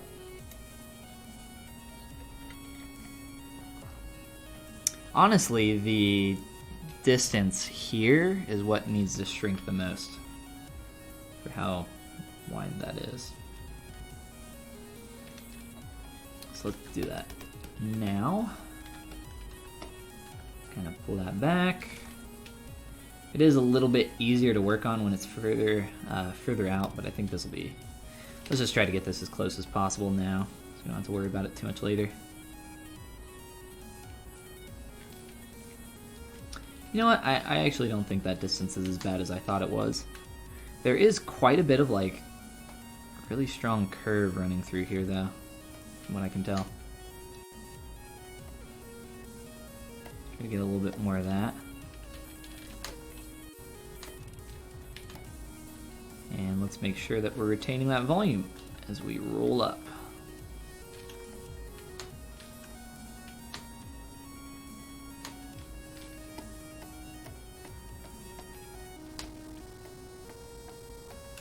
Another thing we can do here is add some polypaint very quickly, which is always very nice for figuring out proportions. So I think that's actually what we'll do right before we jump over to the face. I think that'll help out a lot. And that will be a very quick process. Doesn't take long at all. Just for the block out of some colors. Alright, looking a little bit more finished there. Let's see. Let's go to our ZBrush paint and start just sampling some very quick colors. So typically when I start doing this, just turn on mRGB and quickly just fill in the color block here. I'm pretty much going to fill everything with this kind of darkish gray. Let's try to find something a little bit closer here to what we want. A little bit warmer maybe. Let's see, what's the difference here between the body? That's actually pretty close. Maybe a little bit darker. Kind of nice contrast. Let's go right there. Let's try that. We might change that later. But just grab some colors, start filling in on your objects. Block that all out. Get some more of that in there, and let's see, grab a quick tongue.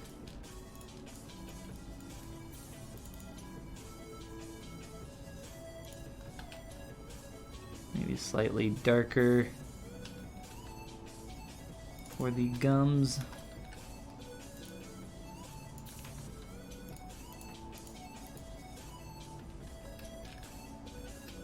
Get that off-white, kind of yellowish for the teeth. Come on, there we go. I actually haven't done the top teeth. I kind of forgot about those, so we'll have to do those as well. And let's see here, this kind of pinkish color for our ears. And then after we start getting that more kind of situated, we'll start filling in the rest of this. So for instance, around the face, kind of following this edge, around the eye, we want that color. So let me see here.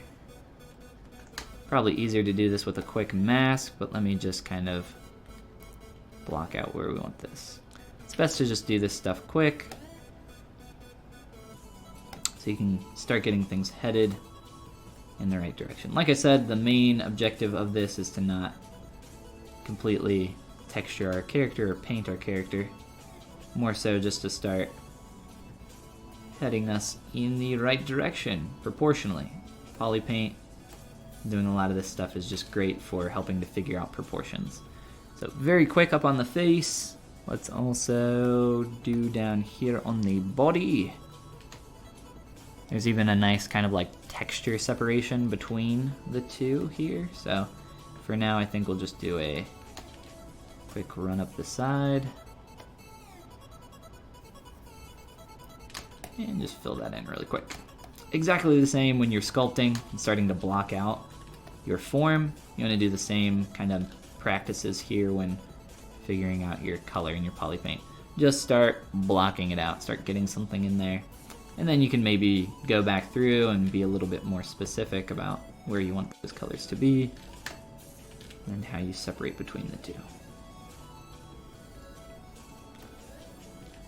For a very quick kind of paint though, I think this will get the job done.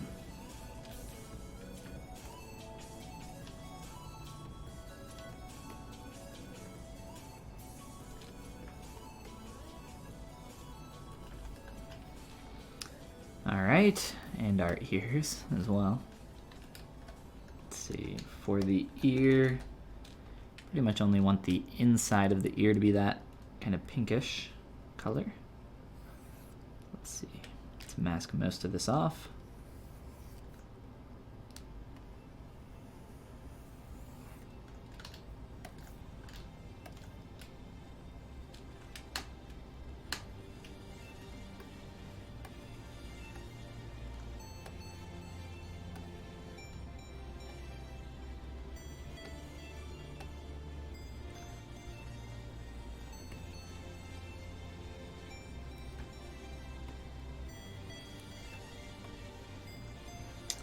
And I'm using backface masking on this so it doesn't go through to the other side. Super thin objects, you want to make sure that you're using backface masking with your mask lasso. Fill that in.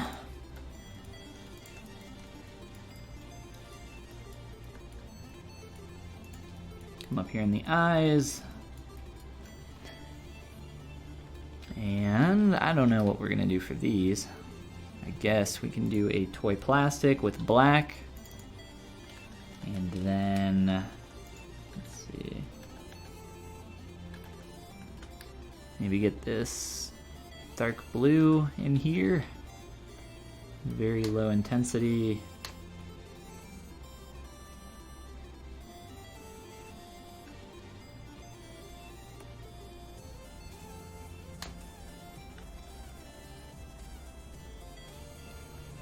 Let's see what's going on. Let's do a sweep through here.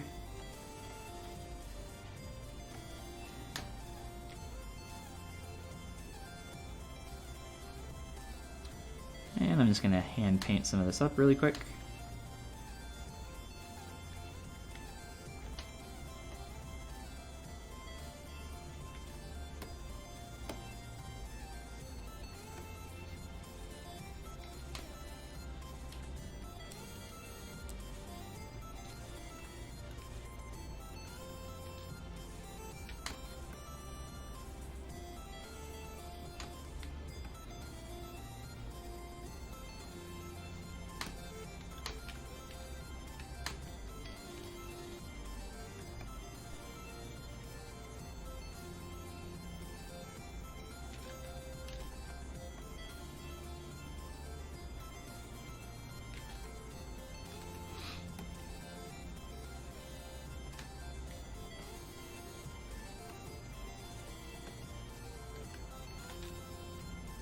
Alright, that will do for now.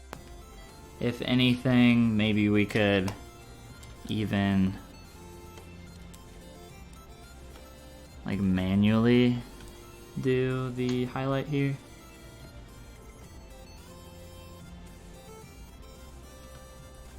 Just while we're working. So we can leave that for now, and then we'll come back and make some more changes to it. I think it just helps it to feel, you know, a little bit closer to the concept. And that's the main point of adding all this texture and polypaint on here, so that we can figure out proportions and continue on from here. So just some very quick polypaint. That's the whole objective. Cool. Danielitis, thank you for the 25 bits. Spreading the love. Thank you, man. How do I make clean forms like you? I'm new to ZBrush, but everything I make feels blobby, even at low subdivision levels. Bearcat Frog, welcome. Welcome to the stream. The short answer is practice. The long answer is too long to explain in one sitting. Lots and lots of time. The more you practice and the more you sculpt, the more, the better you will get at controlling your form. It's not an easy thing to do, for sure. But if you're interested in learning more, hang out here on the stream. I also have a ton of other free tutorials over on my YouTube channel. There's even a link down below to my Gumroad, where I have some where I have some tutorials that I put a lot higher effort into for some paid content. All those are linked down below. But yeah, that's really a super general question, and most of the time I really don't like general questions because I think general answers are really bad. So I try not to give very generic or general, you know, here's what you do. But yes, sculpting clean shapes it's really not easy. So I know your pain, I know your suffering. I've been there myself. It's a really bad edge there that I've kind of painted really quick. I was just trying to clean it up really fast, but I think we'll worry about the actual texture and polypaint on this guy later. More so, let's just go back to working on the form. Again, the whole point of this was just to get to a more finished look so that it felt more like this, so that we can start working on proportions. In the face, we're actually closer than I thought. The eyes are too big, ears need to be blended into the head. I think that'll help a lot. I think the head actually, I think this volume might be too large. Wait, where do I not have subdivisions on this? Oh, I deleted them earlier on accident. Another cool thing that you can do is you can use your edge loops to create polygroups and then fill in the polypaint around there. You'll get like a super clean edge. But we're not going to do that right now. Maybe later. So, I feel like... Oh, he's also got like little eyebrows. I just noticed that. He's got like little black eyebrows up there. We'll have to get those in. Let's come up through here with a quick mask. Not the mask I wanted. So not the masks you're looking for. We will pull in on the face a little bit.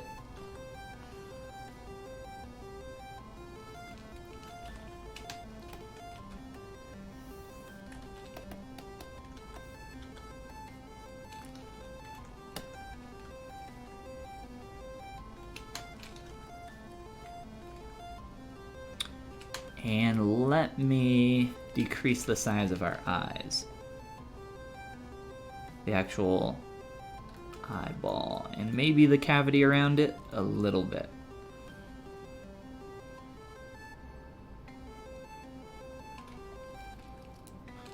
Actually, I want to fill this in a bit more as well, now that I'm looking at this more and more. I think that's going to help with how that round form is transitioning there, and this cavity is not doing us any favors. So, let's fix that real quick. Don't get attached to any of your form, because it's all going to change later. Pretty much inevitable.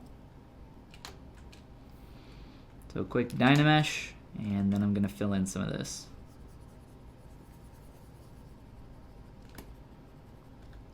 Really try to blend out through here. a lot better than what I've done so far.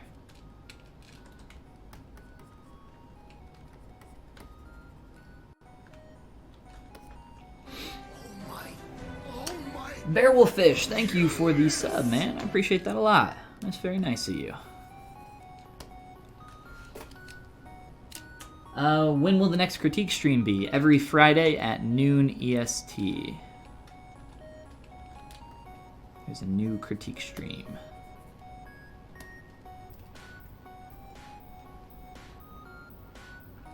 That is a screenshot, yes. You can drop a model to your canvas by hitting Shift S. Most people that are new to ZBrush do this on accident a lot, and then come and complain on the ZBrush subreddit or ZBrush Discord not knowing what the heck's going on. But I try not to answer those questions because it's such an earlier thing that you have to learn how to kind of figure that stuff out on your own through just like a quick Google search will absolutely give you the answer, especially to something like that, because it is such a common problem for people that are in the beginning. And if you're really getting held up there, then you are going to have a bad time with the UI. And there's a lot of other people that answer those questions. So I've not seen a question more frequently than, how do I get all this crap off of my canvas? But they don't obviously use the word canvas because they don't know what that is. Oh my goodness. It's feeling so much better. Alright, we need that lower lid in here. Real bad.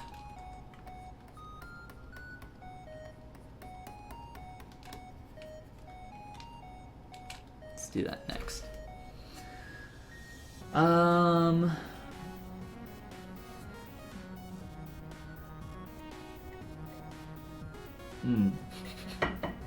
Yeah, it's not an extra model. I can't. So if you have additional models on your, everything rotates and moves at once. So I couldn't like get that to stay up there while I'm moving this around. So it's just a screenshot. Shift S.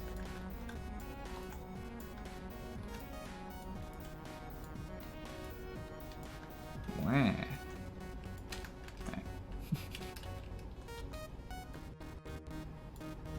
Oh my. Look what you've made me. Look what you made me do.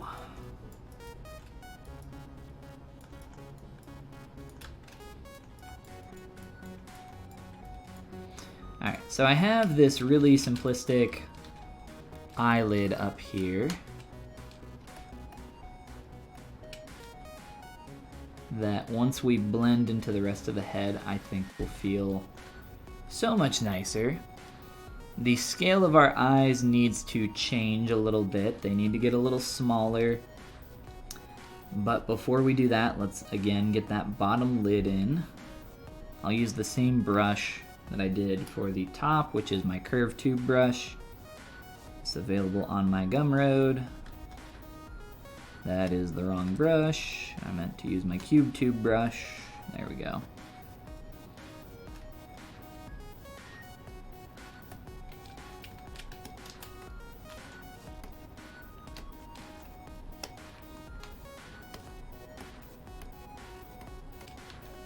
Alright, let's get this into place. Go away.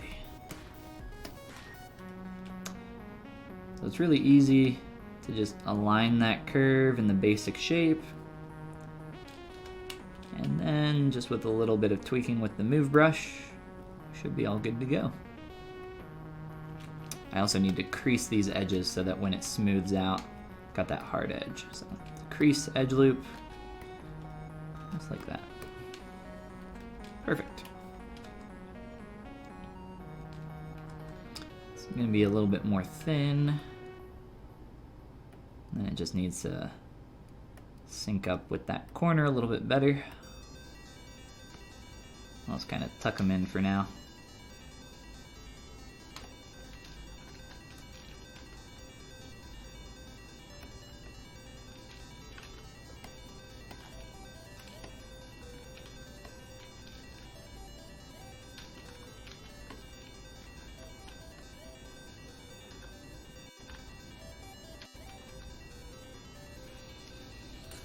Had a good sculpt January, feedback-wise, and it's in fair part to your vids over the past year. Glad to sub. Well, thank you, man. Appreciate that. Glad it's been helpful for you. That's the whole reason that I do it. Sorry for the caps. Dasan, what's going on?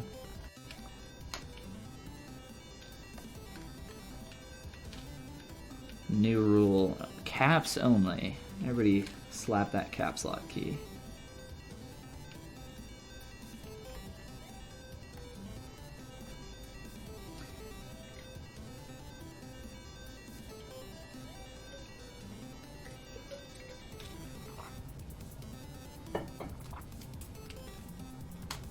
Sorry, I thought I missed something in chat there.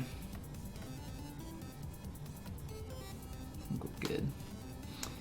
This feels like it just gets a little too thin in some places, so I'm trying to reassess some of that.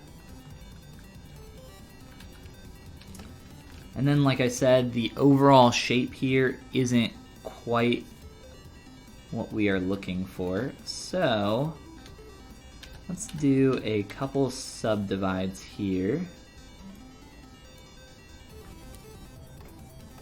Top lid as well. And let's merge these into our head. So we're at a good kind of place here. We just need to get this all working together.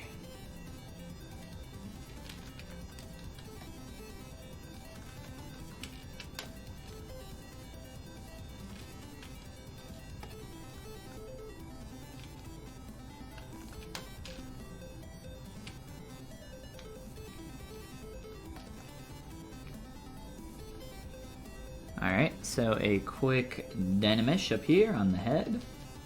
Let's up that resolution just a little bit.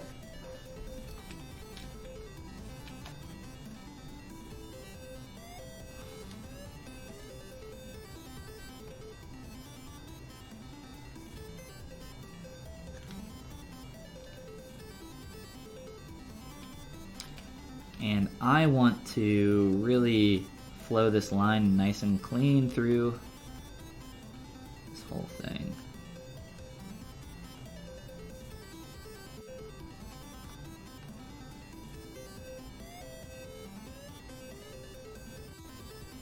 I'll clean up the inside of that eye socket here in just a moment. It'll be really easy.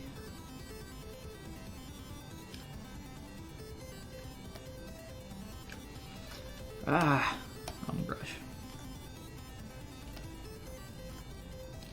Alright.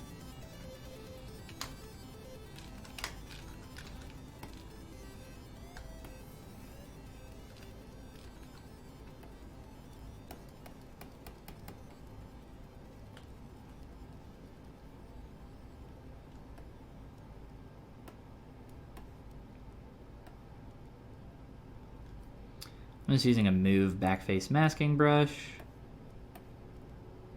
to plane out. It looks weird from this angle, but it'll make sense in a second. Here.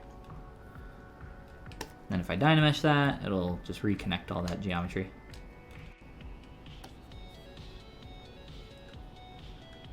The cleanliness of something that's not going to be seen isn't incredibly important to me, just to make sure that it remeshes nicely. It's typically worth the extra couple minutes of effort.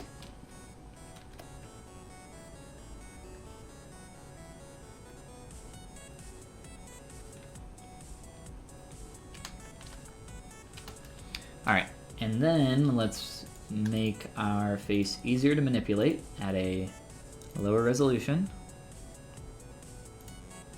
Let's try 2. Let's try 3. I don't know what this originally was on. I'm guessing 2. We'll try 3. And then we will go into T-pose mesh and work on the shape of our eye a little bit more. Taking off, Banana Boy. Alright, we will see you next time. Enjoy the rest of your day.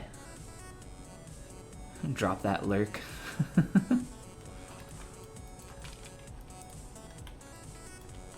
And hopefully we can get a nice projection through there.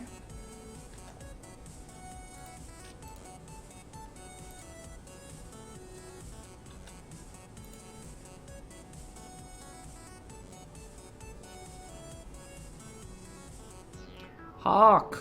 Cacao! What's up? What is going on?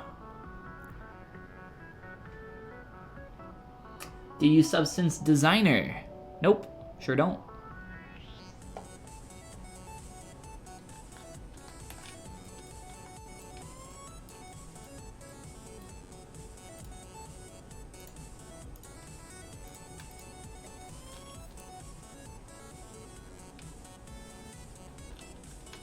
Alright, so this is it. This is the point that needs to change. Both of these, actually. You know what? I might have lied about going into T-pose. We might not even need to do that. Looking at this now. Might be able to get away with just pushing and pulling around on this eye socket a little bit.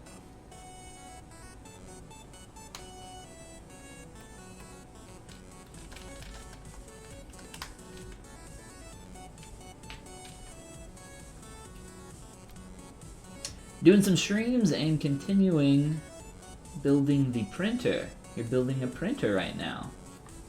Ooh, sounds fun. Did you end up getting a kit or just a bunch of parts?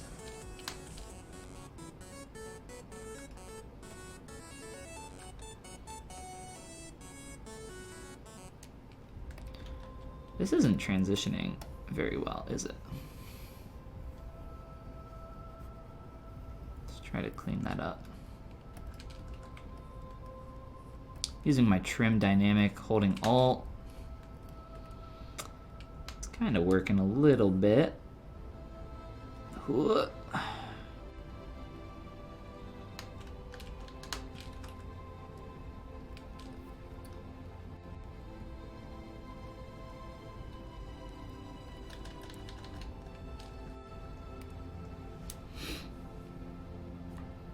Did PewDiePie ever see your model of him? I would guess yes. I'd guess that there were so many people that tagged him, and it got, last I checked, it was around 6,000 upvotes on the subreddit, so I would guess that he probably saw it. So that's pretty cool, right?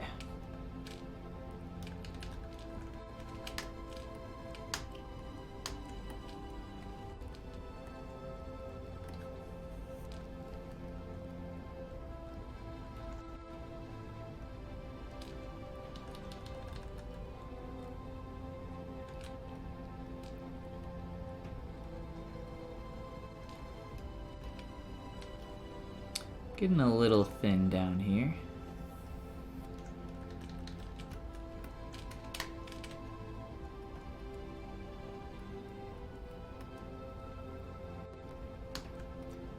You know what? It does get pretty thin in the concept, so maybe that's okay.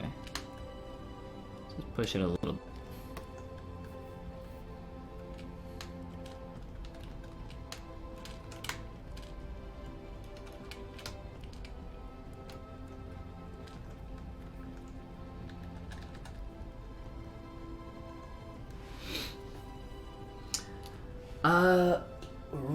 Ren Oz, maybe? Where can I see all your works? There's a link down below to all my stuff. Probably not all my work, but a lot of the recent stuff that I've done over on my ArtStation.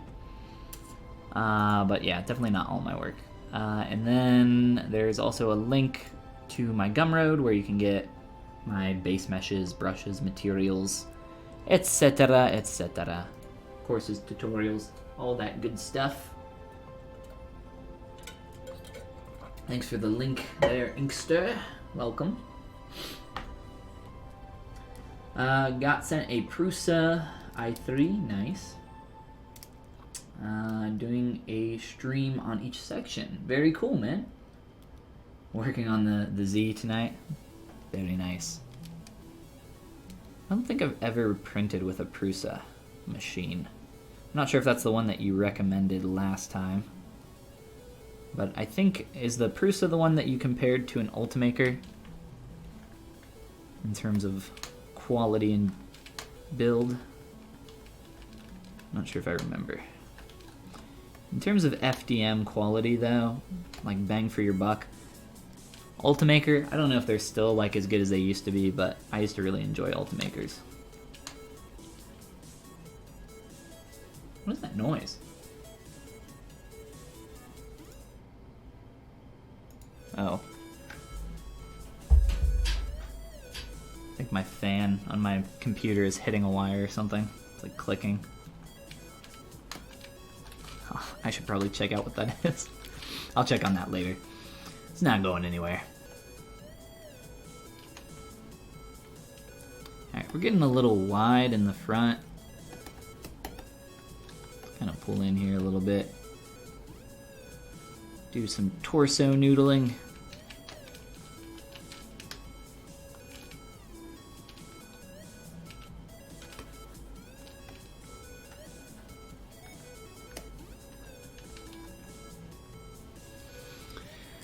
All right.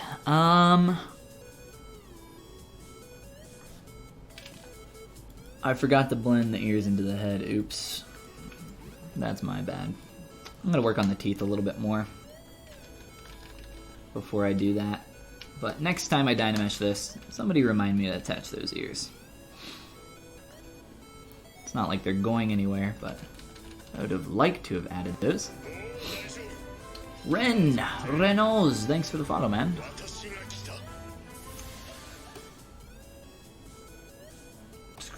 Let me hide all this garbage.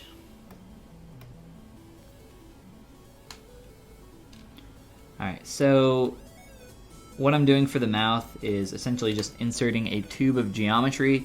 This will actually merge into the head as well, and we'll blend that, so that'll be the gums of the mouth, where the teeth will connect in. And I showed this at the very end of our last stream, but essentially, I'm not done with these, but essentially the very quick process is to subtract your teeth from that geometry and inflate around that area, and it'll start to feel a little bit more integrated. It's something that I see not done very often in the earlier stages for people, is your objects and different parts and pieces not feeling super integrated into your, like for instance, your mouth, or like if you have a piercing or something like that, it feels like very stuck onto the surface. We really want to make sure that everything feels like it's kind of connected and working together. So let's do the... Jesus. Sample color, hide, there we go. Let's do the rest of this gum. Gumbies.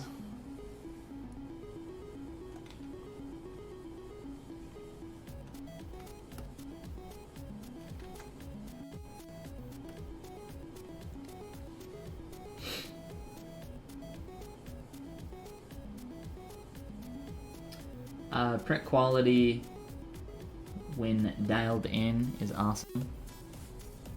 And you have two Ultimakers. What do you prefer? It's pretty good. I'm surprised that the kit is only $100 more. Or I'm sorry, $100 less, I should say. I feel like it's normally a larger gap than that.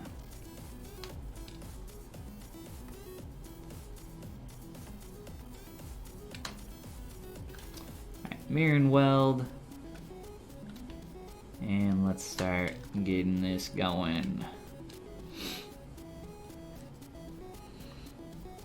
Are you using a Wacom Cintiq? I am, yeah.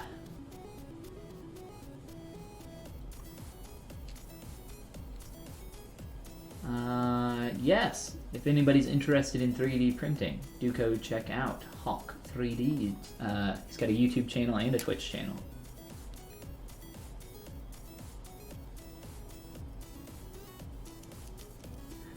It's great, does what it says on the tin.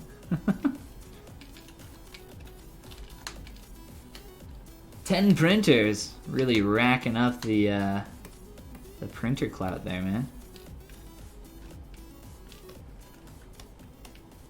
This clicking is driving me crazy. I hope that you guys can't hear that.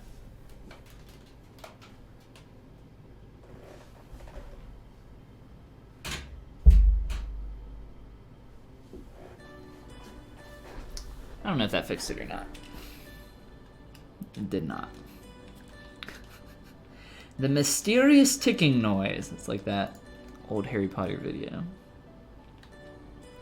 Alright, so we got a really simple tube of geometry in there for our gums.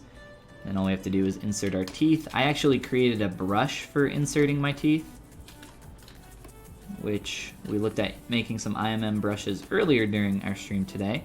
So it's essentially the exact same process, so I won't spend a long time on it. So let's just go through here and redo some of that. Not too much junk in my scene.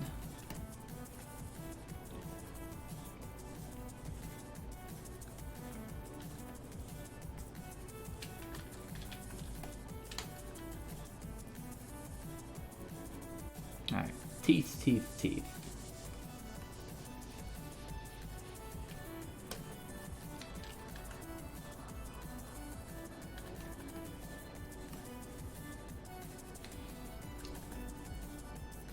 I'm just going to reuse some. And this is actually, so this is why it's really important to get a lot of parts and pieces in, because this is telling me that my lower jaw needs to come in from the sides quite a bit more, so that these aren't lined up so well, because it's actually going to cause those to collide with each other, which is obviously not what we want. So, with the magic of Transpose Master, we will correct that very quickly.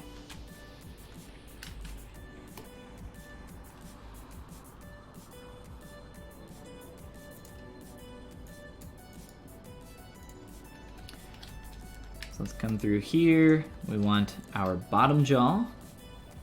We'll just do a quick mask, polygroup that. Make sure everything else in here is good. I don't think we need to select the tongue. So just the teeth, the gum on the bottom, and that lower portion of the mouth.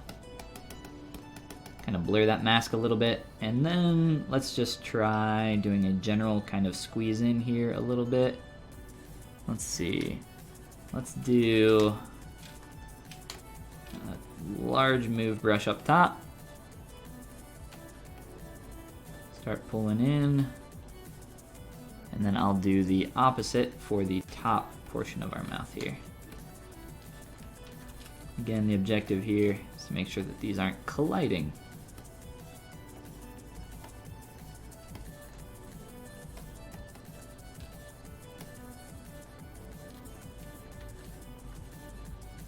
Alright, so it's only this bottom area, so let's just widen this out.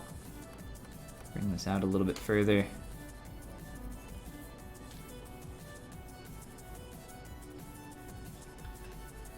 And this is where, you know, stuff, it's a little bit cheated in 2D with those bottom teeth. I actually don't think it's going in as far. Like, I think where our lower mouth is actually fine, but it's kind of positionally for that. What we'll probably end up doing is just opening up the mouth a little bit more and just kind of doing a large combination of all these things. Kind of pulling in on the lower, out on the upper. Probably opening this up a bit, just to make sure we're not colliding a ton. And probably shrinking some of these teeth a little bit too. But they're kind of just blocked in right now. So let's see how that does. We'll continue to make some more changes here.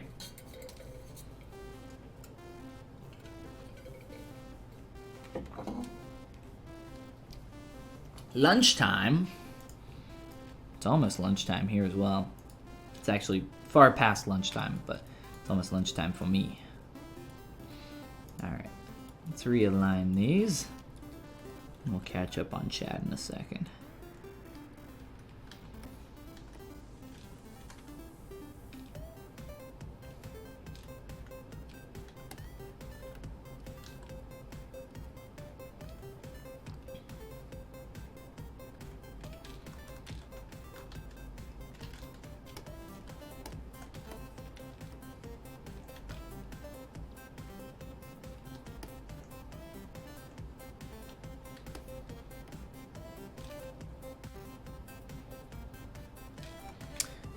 So after we're done blocking in these teeth, we will subtract them from our gums. Try to get a little bit more feeling of integration so it doesn't feel like it's just kind of stuck on there. And then we can take some time to shape up the rest of this and combine it all together. Let's see here. Got some affiliate on Friday. Congrats, man. Can you use transpose instead of gizmo to move multiple subtools at once? You cannot, no.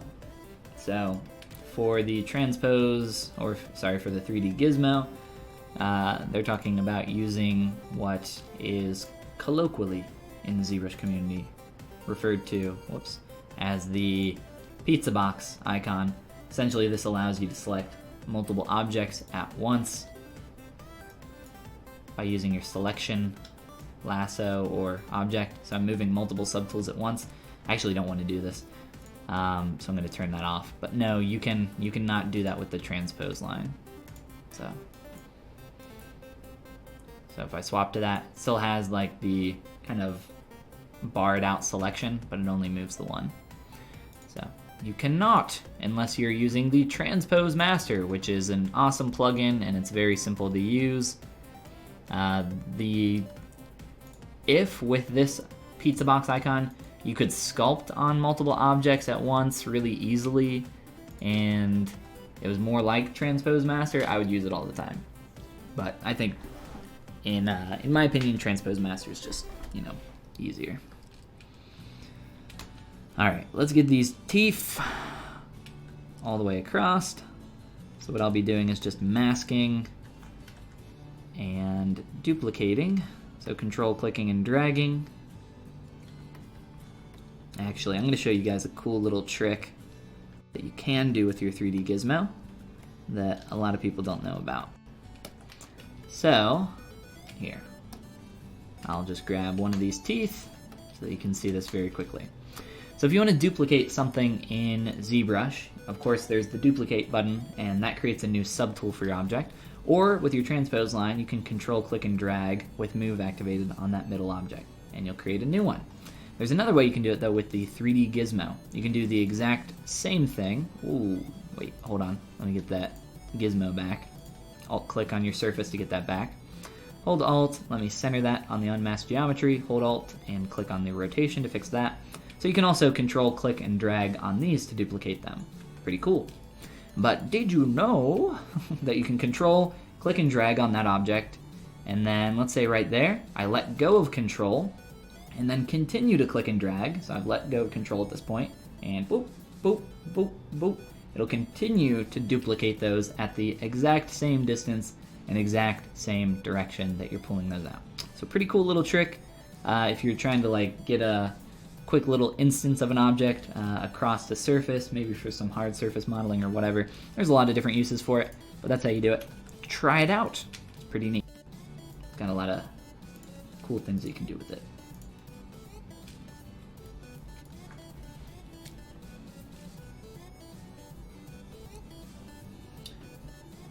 Transpose Master is for posing, but you just mean the transpose line, similarly to the way you can toggle it with the gizmo.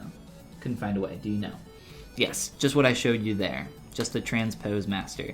I don't actually use Transpose Master for posing. I do use it for posing, but I also use it for just manipulating multiple objects at once. It's very, very useful for that.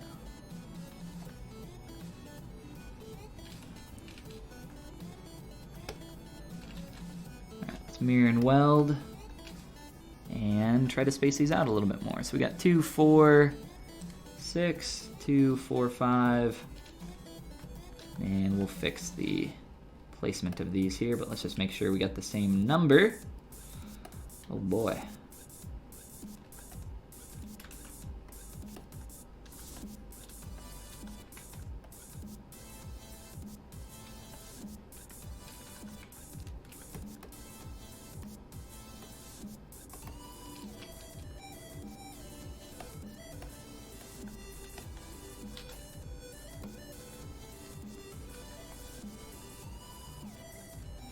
Alright, and then in terms of scale,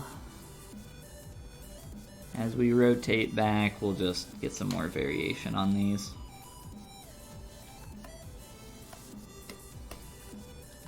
So if you guys missed it, what I did there, because I was control clicking and dragging these out, it gives them the same poly group. So I did a auto groups, which gives every separate object a new poly group, auto groups, which is in your poly group menu. And then I ran a mirror and weld function, which obviously mirrors the geometry and also the poly groups, so that I could have those be the exact same on the other side.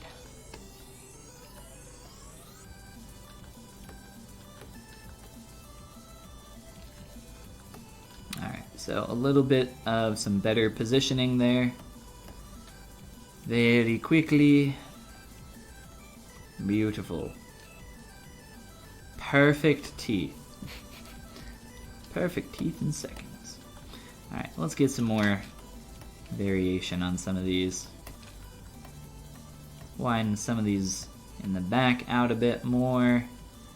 Maybe a bit shorter. And then maybe just as we roll around to the front, they can get a little bit longer and more narrow.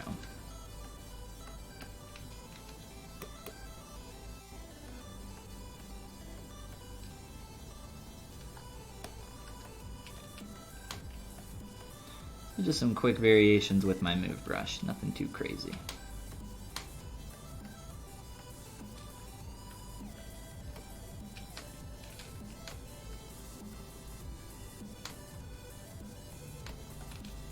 And let's maybe get one more back there.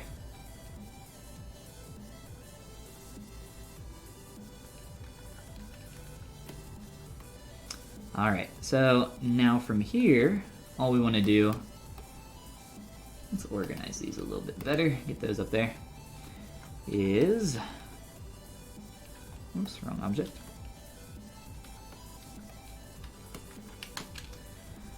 We want to duplicate our teeth and set that to negative.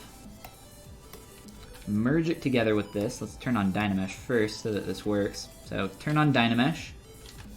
Merge down, so this is again set to negative. That'll be important, so that when we merge down in Dynamesh again, it subtracts that object from that.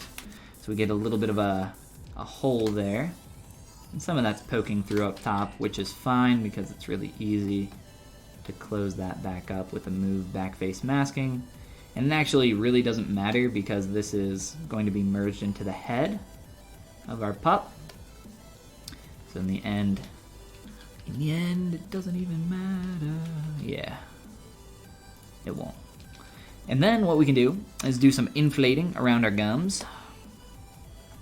Really simple stuff. If you want to play around with the inflate brush, I mean, it's really up to you. Move back face masking, or just move brush in general. There's a lot of different options here. Or sometimes I just come through with like a clay tubes brush and start beefing up some of this. I don't know, we can play around. I don't want to spend too much time on this right now. I'd like to work more on big form changes in the mouth first, and then come back and change some of this stuff afterwards. It's good not to get caught up in the little things too early, especially when our teeth might change. But very quickly I'll go through and inflate some of this so it can start be going in the right direction. Cool, cool, cool.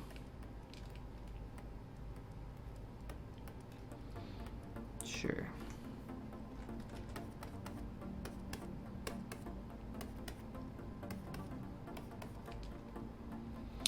Just adding some very quick form here. Another quick Dynamesh. Let's do a quick cleanup with remesh.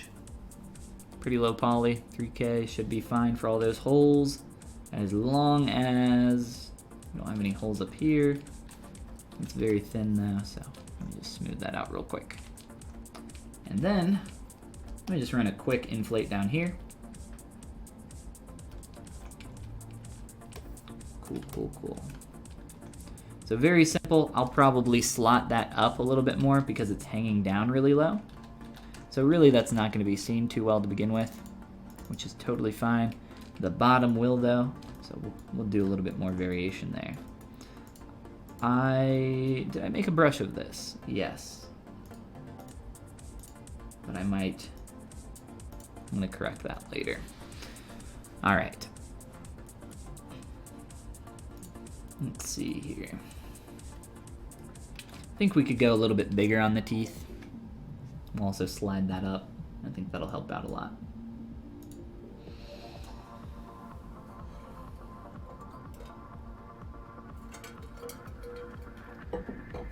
Good luck on the stream, Hawk. Have fun building your printer, man.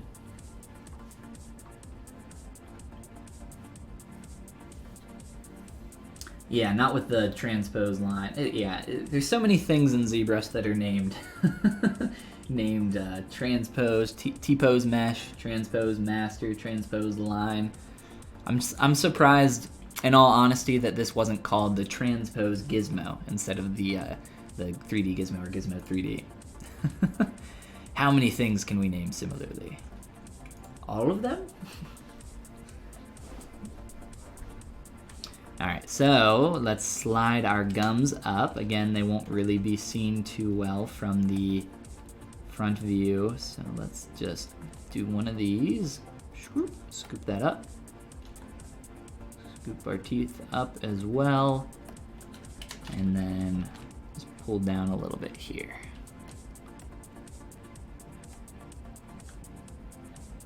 Still want to keep that nice clean line. I'm going to move my light so I can see a bit better.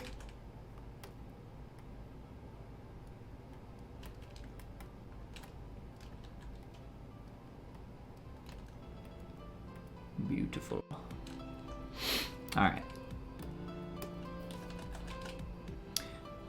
And I think I'm just going to run a quick inflate on these teeth. One, they're too sharp, which this will help with, and two, they just feel a little small.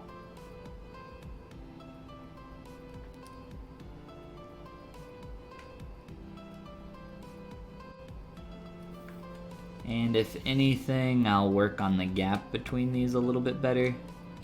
Whoops, can't really see when I do that.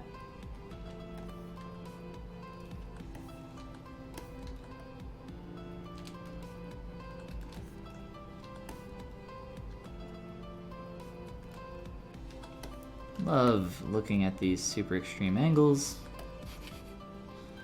Impossible to see what's going on.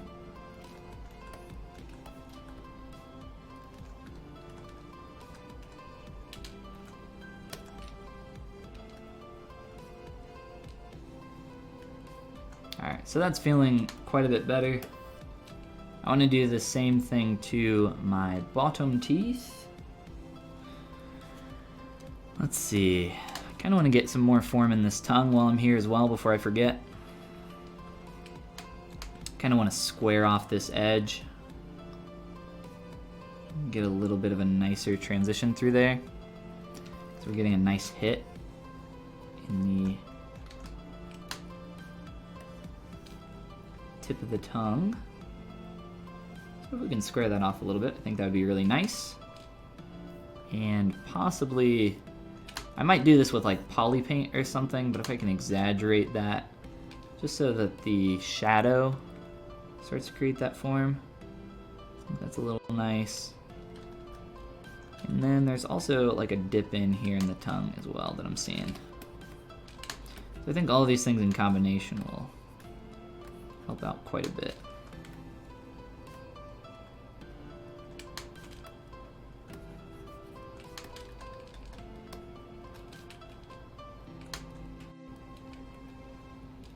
Alright, getting a little thin down here. Let's make sure that that stays.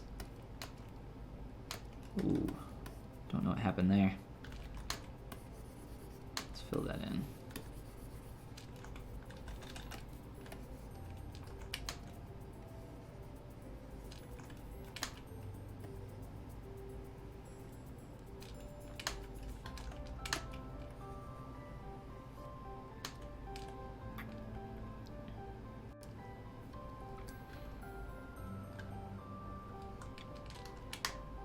Alright, I think the general shape here from the front view just needs to change.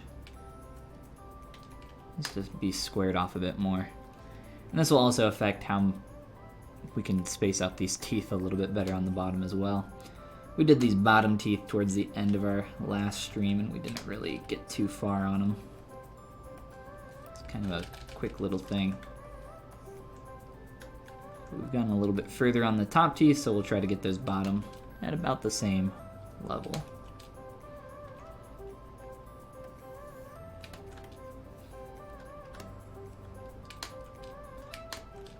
And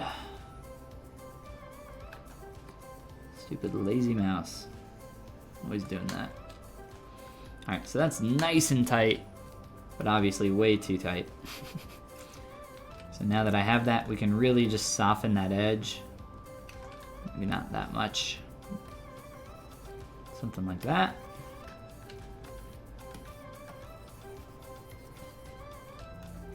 And I think that's starting to feel much better. Much more kind of intentional and controlled here. And obviously this needs to go a little bit more, instead of like to the roof of his mouth, more towards the back of his throat here.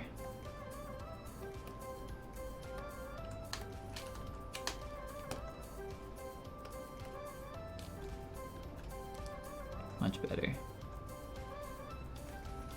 Alright, let's see. What other changes do we want to do in the mouth other than our lower teeth? I think for now we'll just move on to that.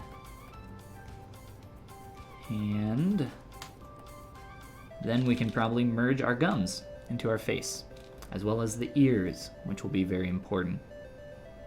Have to get all that at once. Country roads, take me home. What trailer? So that was in a video game trailer, and I actually love John Denver. John Denver is one of my favorite musicians because I grew up listening to it because my dad loved John Denver, and he has some really good music. Rocky Mountain High, but I think that was in like a Fallout commercial or something. And ever since then, that became a meme for some reason. I have no idea why. It's a good song though, when it's not being memed on.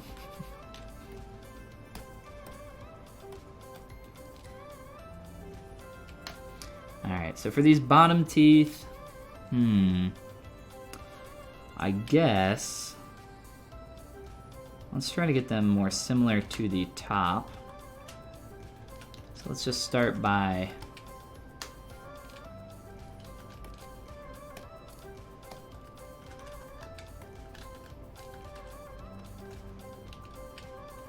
moving these down.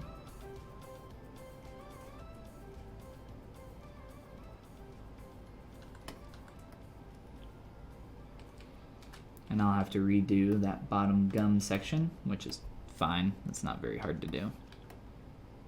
It took me like 5 seconds. Even if it's a meme, people still sing with absolute laugh.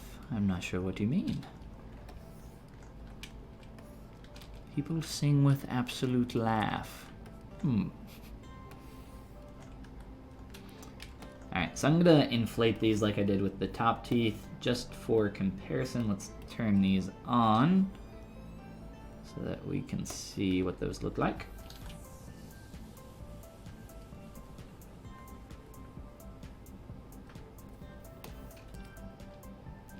And obviously too tall, so we'll slide these down.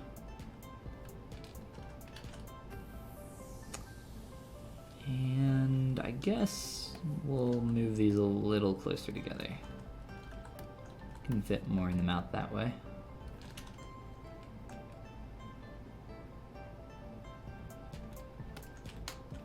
Okay.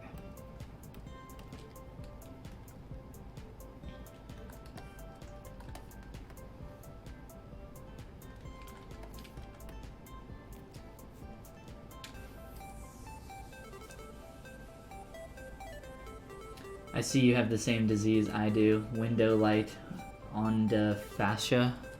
Ondophagia, yeah. I do. I used to have blackout curtains on here. I can't help it. It's always on my face when I'm streaming. It doesn't matter the year, the time of day. It's just like always there. But I've gotten used to it. I don't even think about it anymore. It is very annoying, though. It was very annoying. I kind of forget it's there. But yes, I used to have some blackout curtains, and I still do have those blackout curtains. But I took them down just because it was always too dark and dreary in here, and too depressing. So took them down. Now it's all bright and blinding, which is just fantastic. I have like 2 huge studio lights in here as well, so I could turn those on, but the natural light is like so much better. Alright, we're gonna close these back up, redo it. But yes, it's a terrible, terrible sickness.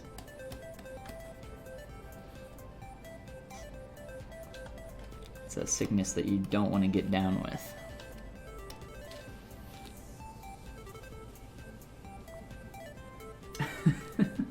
Ignore me. Ignore my words. Ignore my words too. Alright. What the heck was that? Oh. My phone just fell. Need to turn on me moon icon so it stops vibrating. Alright. So now let's inflate this tube a little bit just to make sure that we can separate those nicely from one from the other.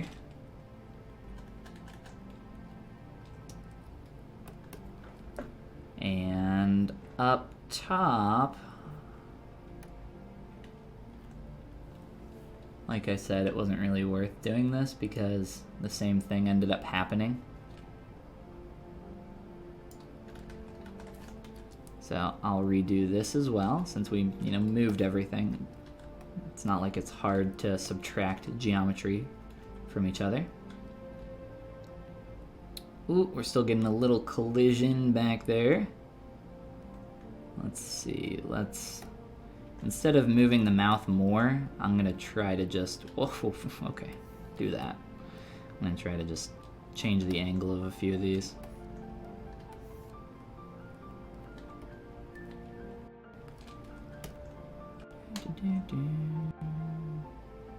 And maybe I'll pull that out a little bit.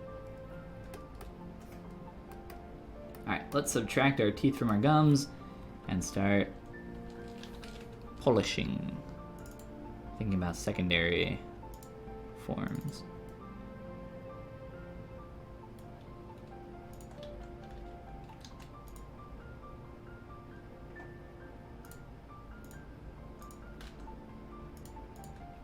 Should mirror those first.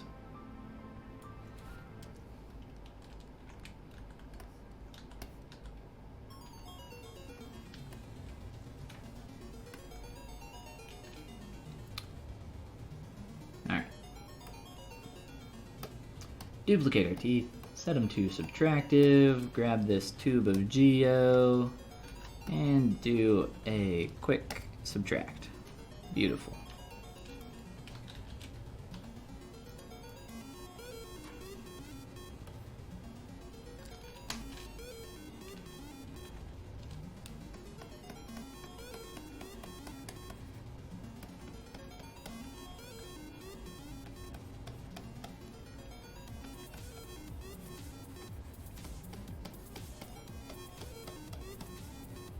Quick mode.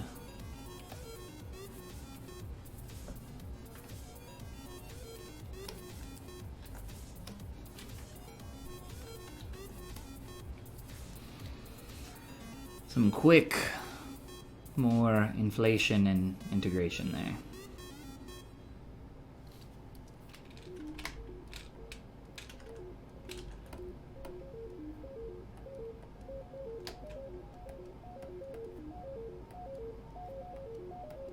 Voila.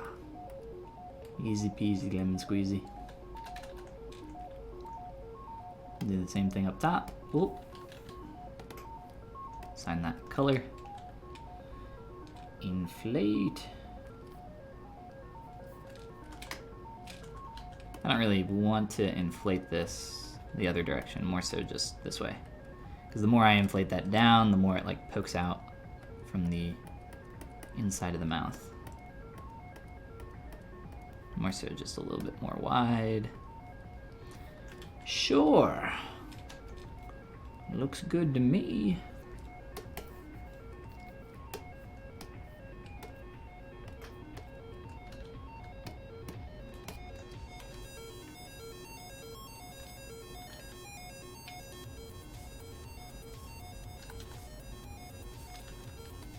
What is my preferred alcoholic beverage? Probably...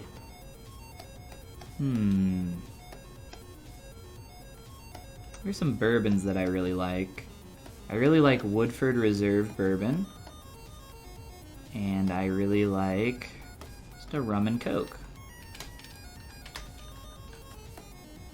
Typically, just some cheap... Well, I don't know if Bacardi is super cheap, but Bacardi rum, or like Captain Morgan. Rum and Coke's just like a good classic. But when I was in college, my friends and I used to go to a little store called I shouldn't say little store, it's a giant store, called Party Source, and we'd get a different, like, make your own 6-pack of beer on the weekends. Maybe like not every weekend, but like probably once or twice a month. And that was just like the way we tried a billion different beers. And I think probably in terms of beer, there's one called Dragon's Milk. I really like milk stouts. Milk stouts are really good. I like IPAs. A lot of people don't really care for IPAs, but I think they're really good. I don't really have a favorite IPA though.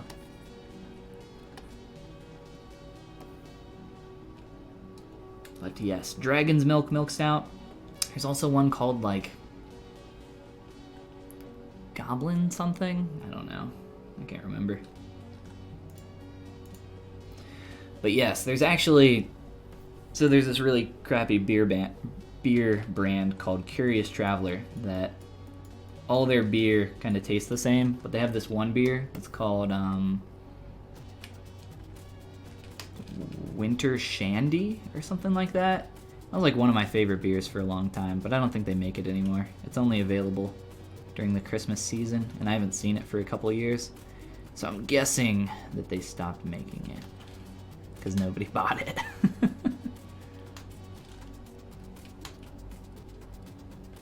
Except for me. I was like the one person.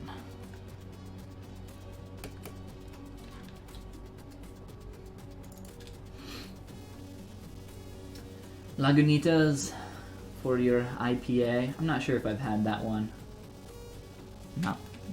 Not sure. I would guess yes. I don't know what it looks like.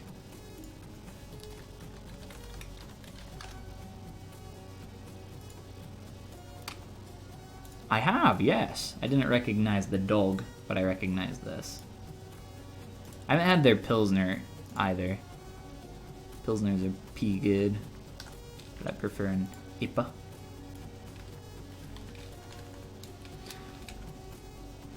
Let's fix some of this stuff. Or let's start integrating these gums with our actual mouth here.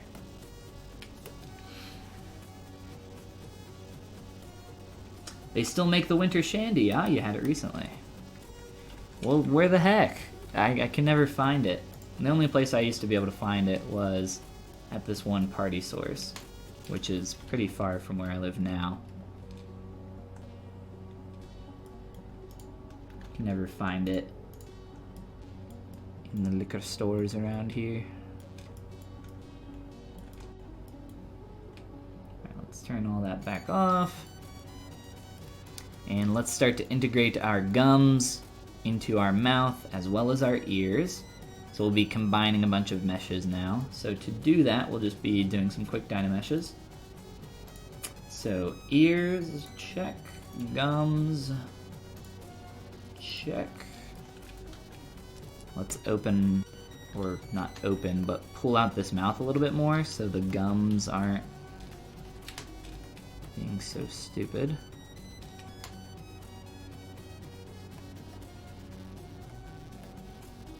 We want some more lip between the actual gum and the outside part of the lip there.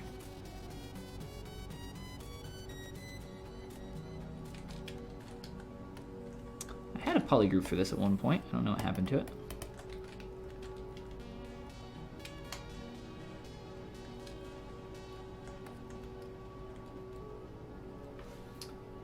Brown bottle, red dragon. Ooh, sounds fancy. Actually, any left-hand beer is really good as well. They have a nitro that's really nice. And they also have a milk stout that has a bunch of cows on it that's delicious.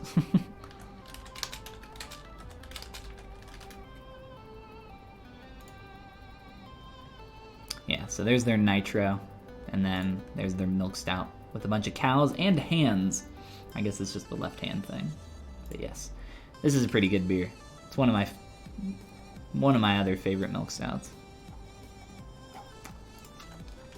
I don't really drink too often anymore though. Just occasionally with friends.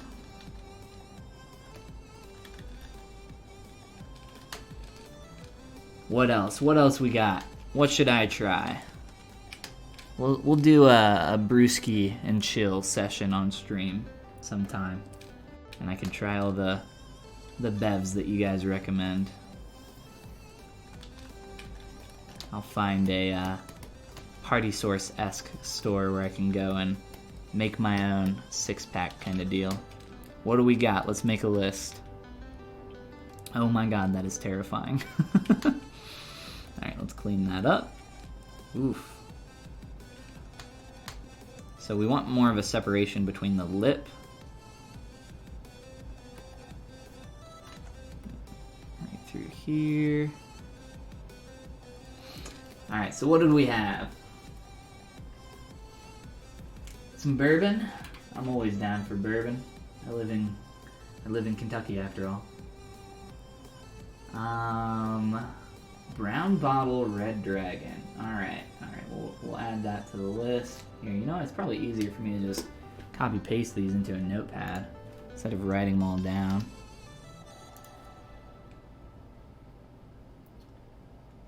Drake's Denoganizer? Is this a German beer? It sounds German. Alright, so we got Drake's Denoganizer. We got... Thanks, Ariel. Mike's Hard Lemonade. Sweet. Let's see. Brown bottle, red dragon. Lagunitas, which I think I have had. I'm not. It's been a while. What else did we have up there? Woodinville whiskey. I don't think I've had Woodinville. I've had all the big names, Four Roses, etc.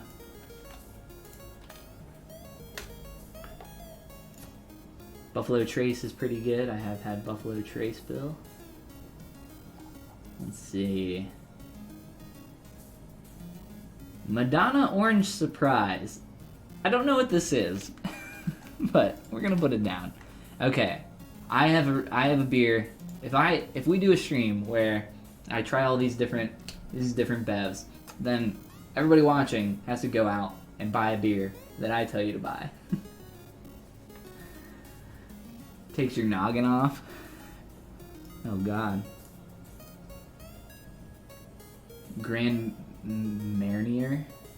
I don't think, is that how you spell that? I don't think that's what you meant, but we'll add that to the list.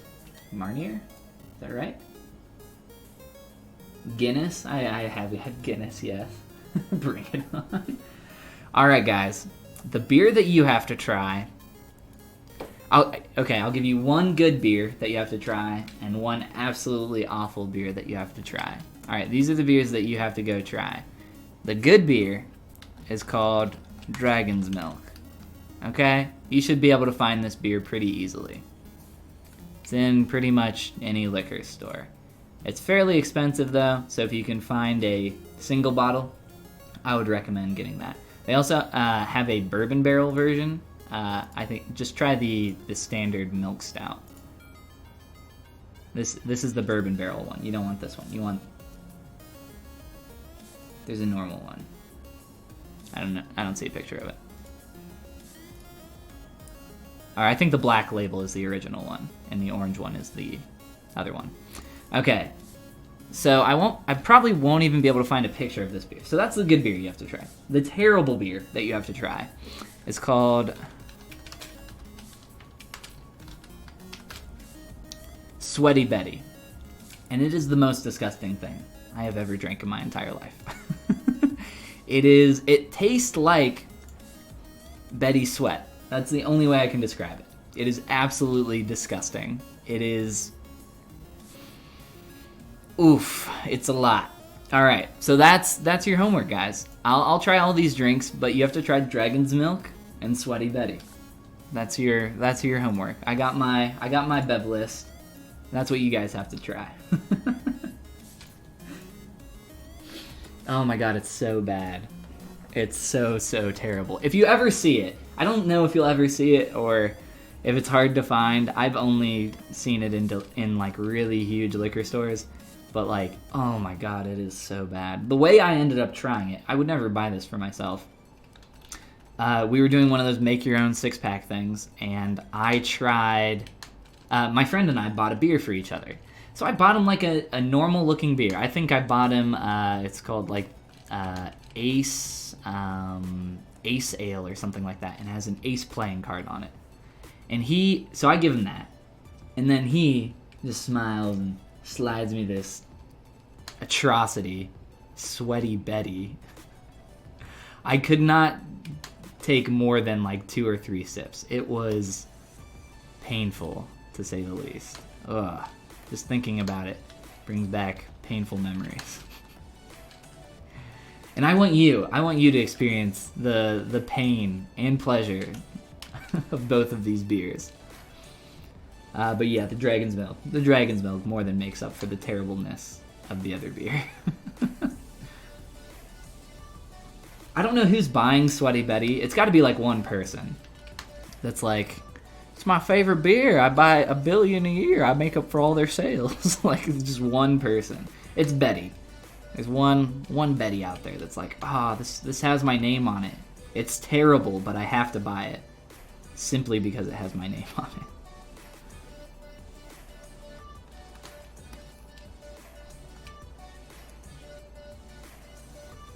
You've decided that they don't sell it where you are. This is probably for the best.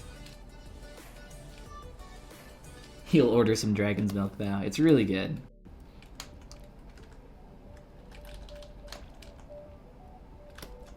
That's fair. I would never order that again myself. Alright, let's cut in here a little bit more. So again, what we're trying to do is get a little bit of a better separation between the outside portion of our lip and gums. And then we are going to merge the gums into this geometry along with our ears. And then that'll be pretty much everything that we're going to merge into our head. The only other merge that we might do for the head is merging it into the body later on. I don't know how we're going to do that though yet. We'll probably just Dynamesh it all together later, once we're actually finished posing.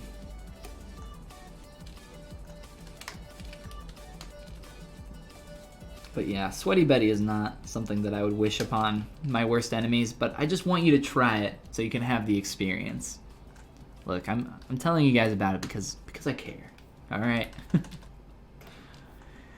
Okay, let's take our gums now and merge those down. I think we've gotten a lot better kind of separation of form there. So let's see, we got our head, we got our ears, and gums. So merge down on the gums, merge those up, head, and gumbies, and the ears. See, make sure there's no changes we want to make to our ears before we do this. I think it's probably fine. The only thing I might change is the position / rotation.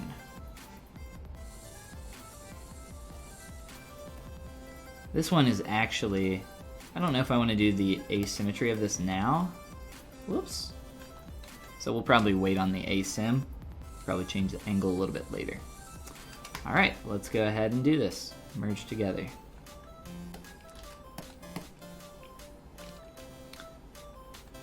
And bippity boppity Dynamesh.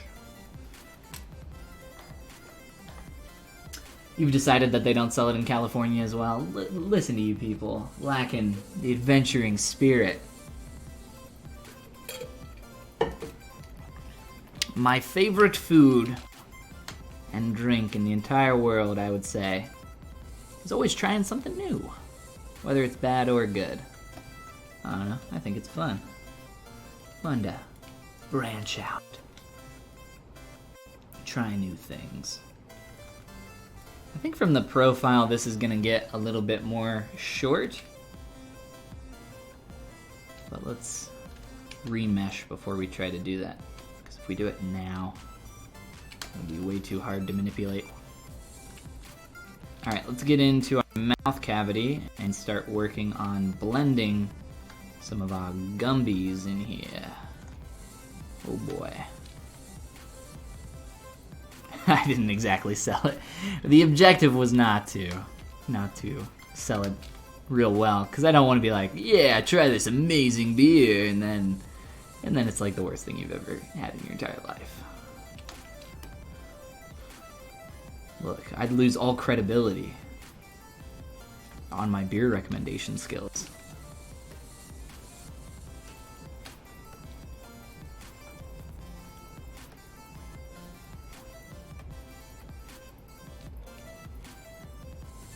Okay, if you here, if you've had dragon's milk, try Hobgoblin. That's what it was called. Hobgoblin's pretty good, and I think it might be a little cheaper than dragon's milk. There's another for those not wanting to adventure into Sweaty Betty territory. That's actually a good beer, I promise.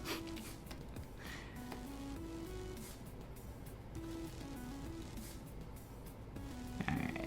We should also clean up some of the polypaint for this guy, specifically up on his face.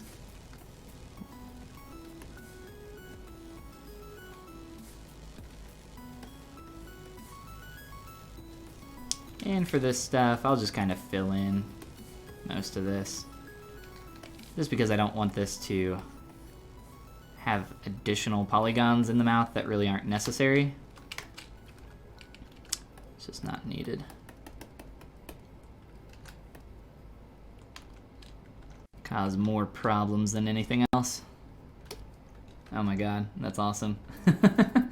All done! Oh, that's even more scary. Ugh. Alright, let's paint in here a little bit. Fill this stuff in.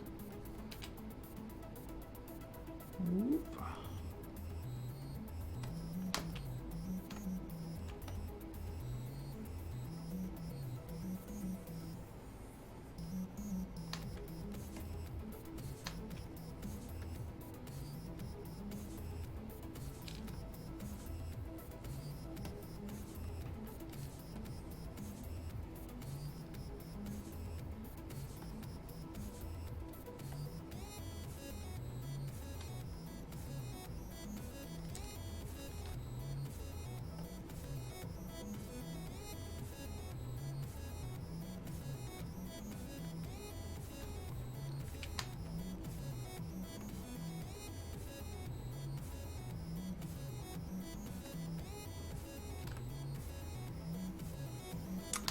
And I'll just do the same thing down here where I was kind of filling in some of that geometry.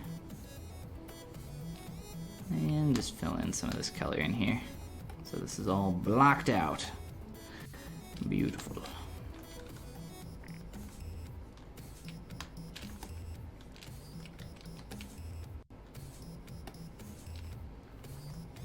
So it's getting really annoying to rotate around, so let me hide some of that. And open up my door. It's getting hot. Ugh. One sec.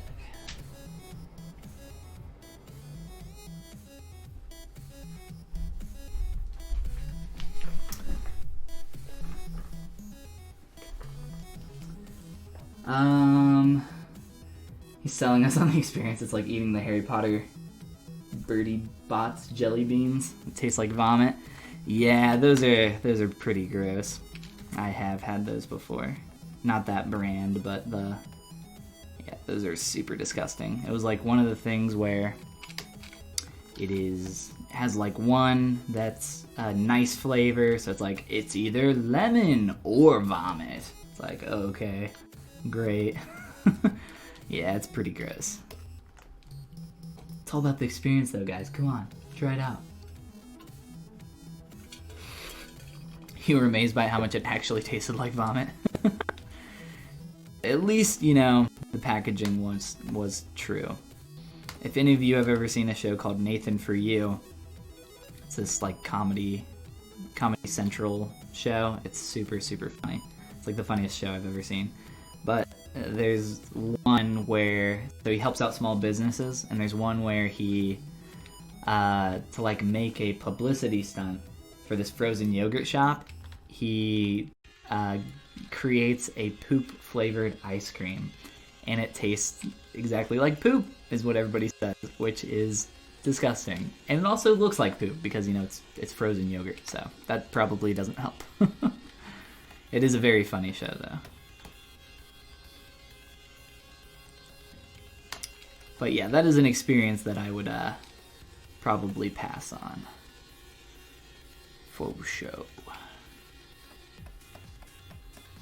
But vomit, you know, vomit's been in my mouth before. I have tried the vomit jelly bean.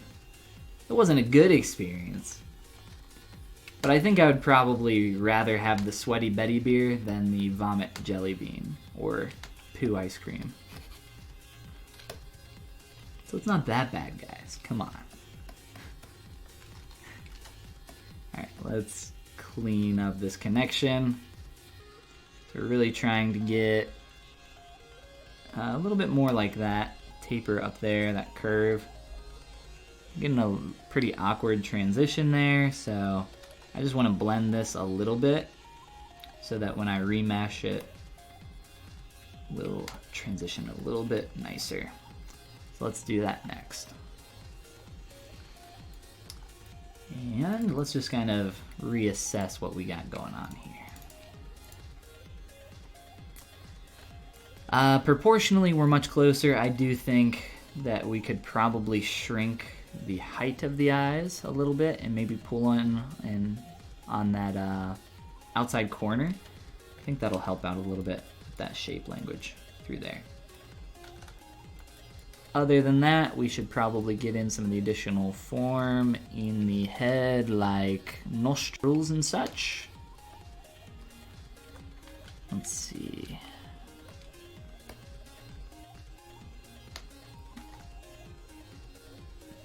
I'll actually use my mask pen to do something like this. Let's go like right there. And we'll just push in with our move brush.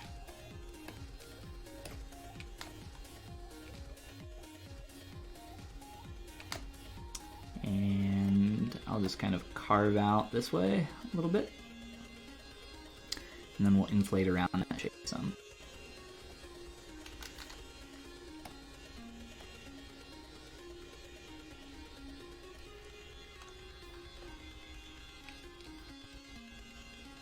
Yes, eating the vomit jelly bean and then washing it down with Sweaty Betty. That's the real experience. A real man would do that. Come on. A real boy? Oh no. Come back.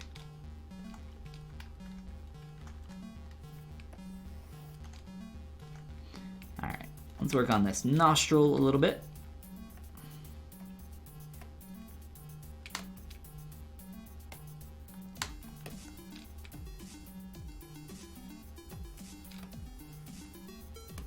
So around here, let's see, I want a little bit more of that pinch, and then I want this to like roll out a little bit more. And then I want to inflate around the edge there. And get a nice shape. Sometimes it's nice to like work on the inverse side of stuff like this, if it's helpful. Right now, I think I'm fine though.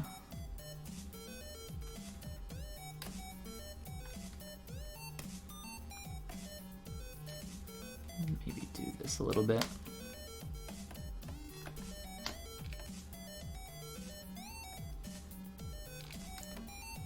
Should look up the marketing tactics of the people that sell their vomit jelly beans, because they're obviously doing something right. If so many of us have tried them.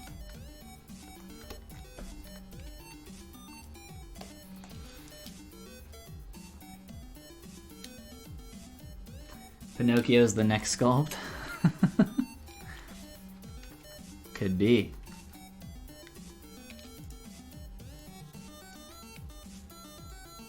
Alright. Let's inflate around here a little bit. And just clean this up a little. It's kind of messy. I just did a re-Dynamesh so that the polys weren't so stretched.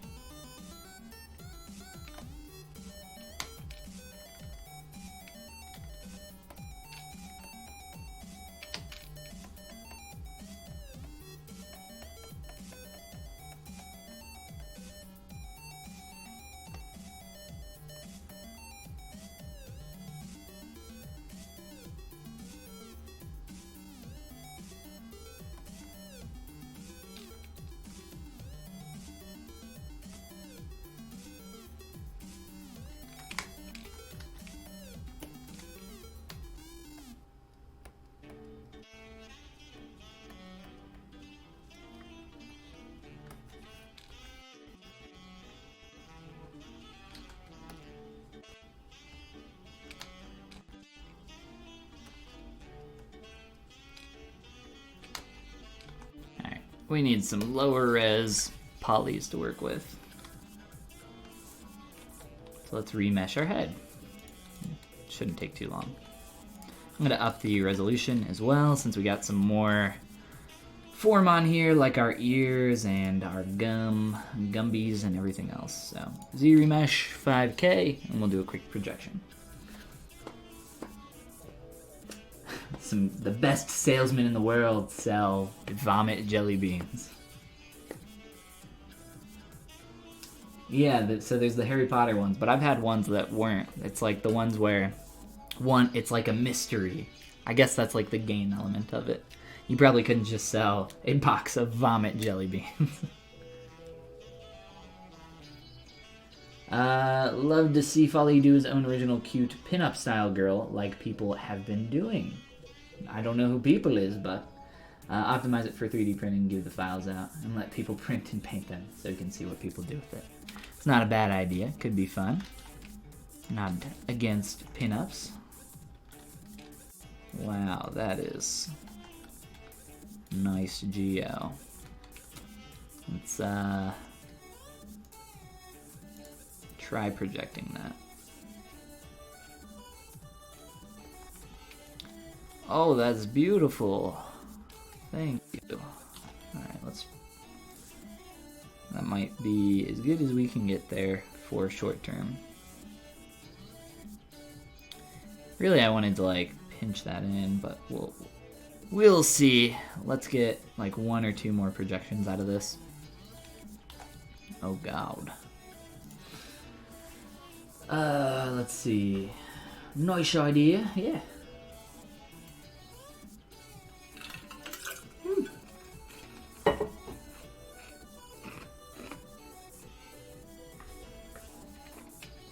no. We froze.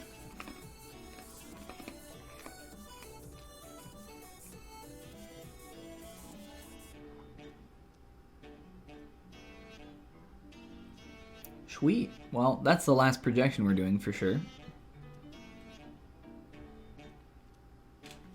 It's only at a mil. I'm not sure why it's taking so long.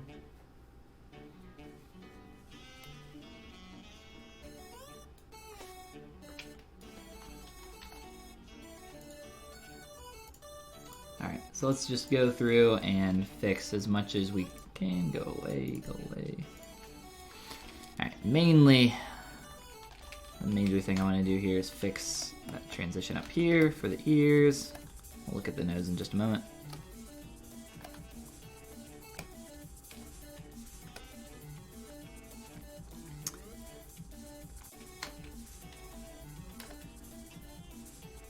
Like a cluster of messed up polys there. Probably just merge that back later when we merge the head into our body. And it's a little bit over there as well. Anywhere where you have like really tight areas of geo, you're gonna end up with some issues with projection unless you fix your projection distance, but the geometry is like pretty much touching there, so it's almost unavoidable. With a little bit of cleanup, it's already looking a little bit better.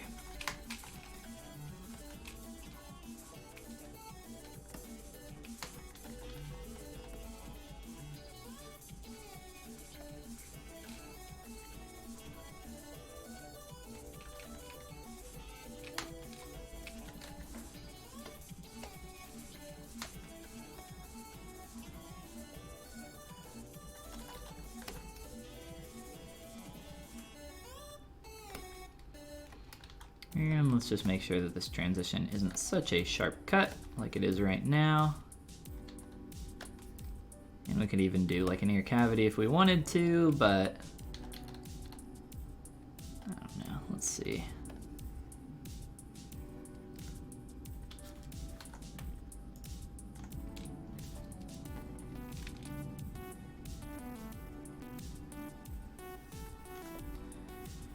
Very quickly, just do a quick mask.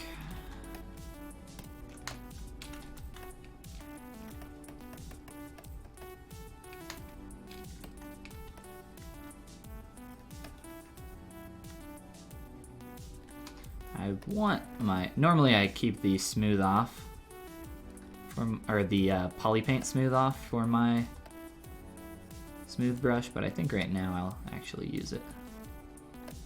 Kind of fade some of that out.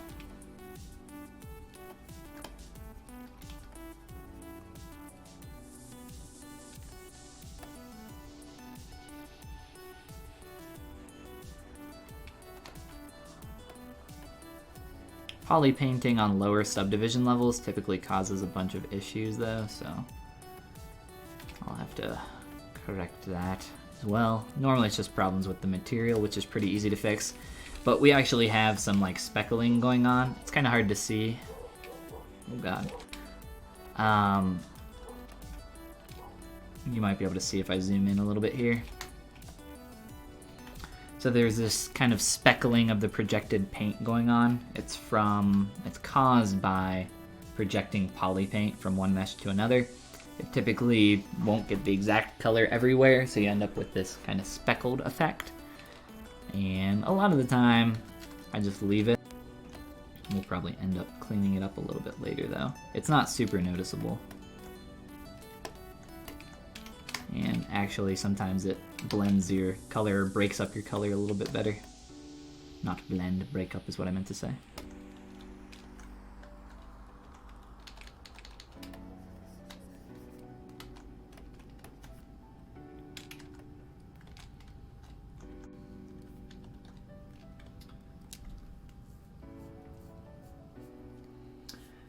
Niberto just did one, I assume a stylized pinup or something, or a pinup. Apparently he plans to have prints available. Cool, man. At least that's what I hear.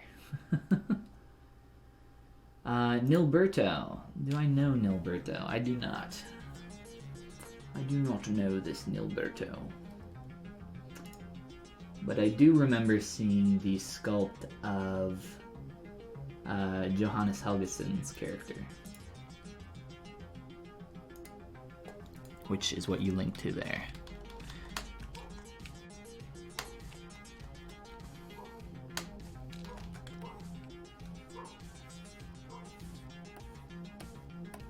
Pretty much everything I sculpt is like print ready. I could make almost everything I do print ready in like 5 clicks, if that. Not really, but I sculpt with, you know, production in mind for almost everything, because it's my background, so it's not like a ton of extra work. Like everything in this is like sculpted with the intention of physical production, so it's well on its way to, like, for something like this. Once I'm done with this, like posing and everything else, it'd be really easy for me to set this up for like an SLS full color print, or even like a quick PLA or SLA print. The only problem is that I would have to do some changes in areas where things are probably too thin, depending on the scale that you were to print it at. So if you were to print this at like 2 or 3 inches tall, let's say, the teeth would probably be too thin, the ears would probably be too thin, and the paws might get too thin in certain areas. It just kind of depends, but those are a few of the things that just kind of stick out to me right now. Definitely the fin back here. We haven't really done anything else with that. We need to. But yes, it wouldn't be a ton of work, just mainly getting all that stuff ready. Like I said, everything I do is pretty much production ready. Let's go through here and fill our material,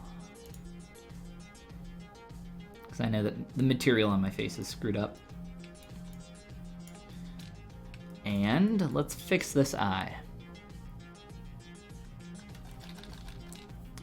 Not sure how easy this is going to be.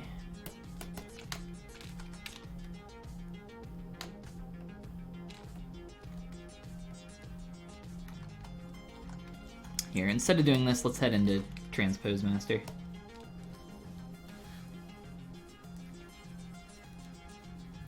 Makes you want to do one? Heck yeah, man. Go crazy. Let's see it.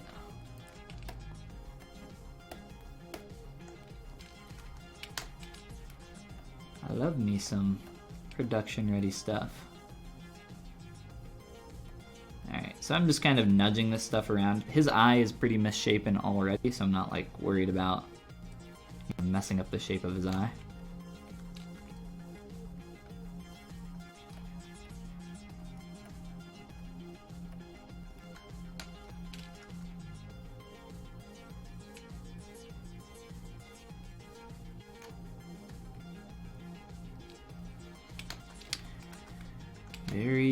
Trying to be very careful here.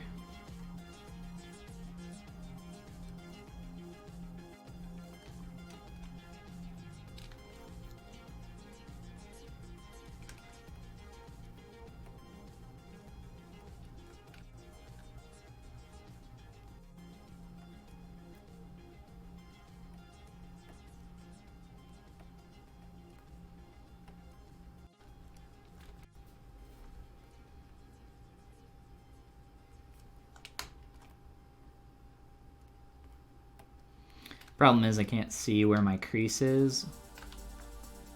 Wrapping around this part of the face here. You can see it a little bit, but I can't really see what my highest subdivision level looks like. So it makes this a little wonky to do.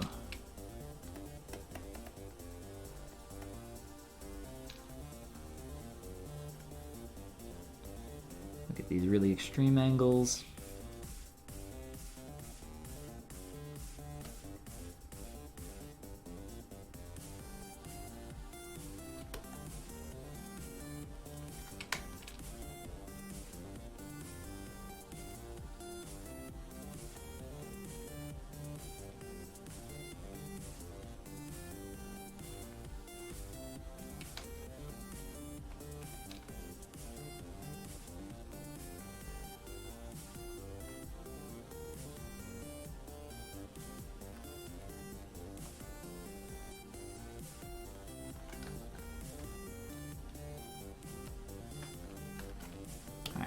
Let's see what that's looking like.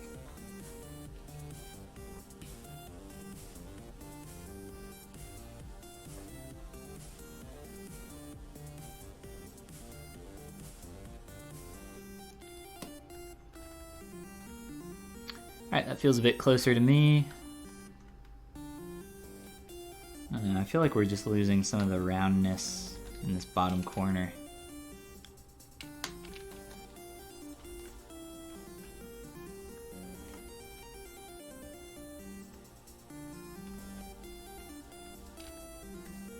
I don't know.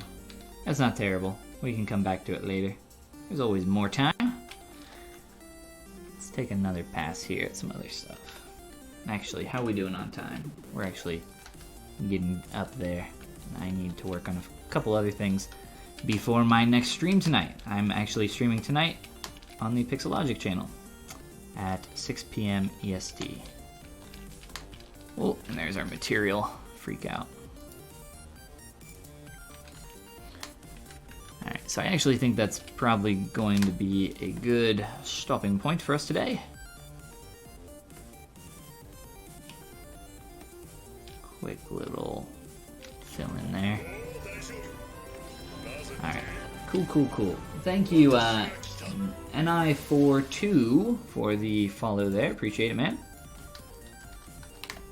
And thank you everybody else for coming and hanging out while we work more on our pup shark. He's starting to feel a lot more complete. Let's really quick load in where we started from. I think I have a Z tool. I do. So obviously we just started up from a sphere during our last stream. So here's the breakdown. We had a sphere. What, can I not snapshot that? That was weird. We had a beautiful little sphere. Then we had that, which is just kind of still in the blockout phase, obviously. Now we're, a lot more finished. A lot of proportional stuff has changed, but still kind of the same basic thing going on there. I don't know how that material keeps breaking. It's really annoying though. Alright. Cool. Well, thank you again, guys, for coming and hanging out. Again, I am Follygon, and there's some links down below to all my stuff, like my Gumroad, which is gumroad.com/Follygon. Got some courses on there, brushes, materials, etc. Also check out Lily BZ over on DeviantArt, who is the creator of this adorable little pup shark. Here, we'll share a link in chat real quick. So you guys should definitely go check out her stuff. And yeah, there's some links below to all the other stuff that you guys can check out for me. Other than that, I'll be streaming tonight on the Pixelogic ZBrush channel in just 3 hours, so 6 p.m. EST. Make sure there's no last minute questions here before we bounce. Yes, it's like the how to draw an owl. I don't know if you guys have ever seen that. It's like, start with the sphere, and then it's like step 2, draw the owl, or something like that. It's pretty stupid. Alright, yep, I'll see you guys tonight. Or tomorrow, I'll be streaming here at the same time, noon EST. And then don't forget, Friday, we are doing our live critiques, which will also be this Friday, noon EST. So I'll see you kids then. You guys have a great rest of your day. All right, bye guys.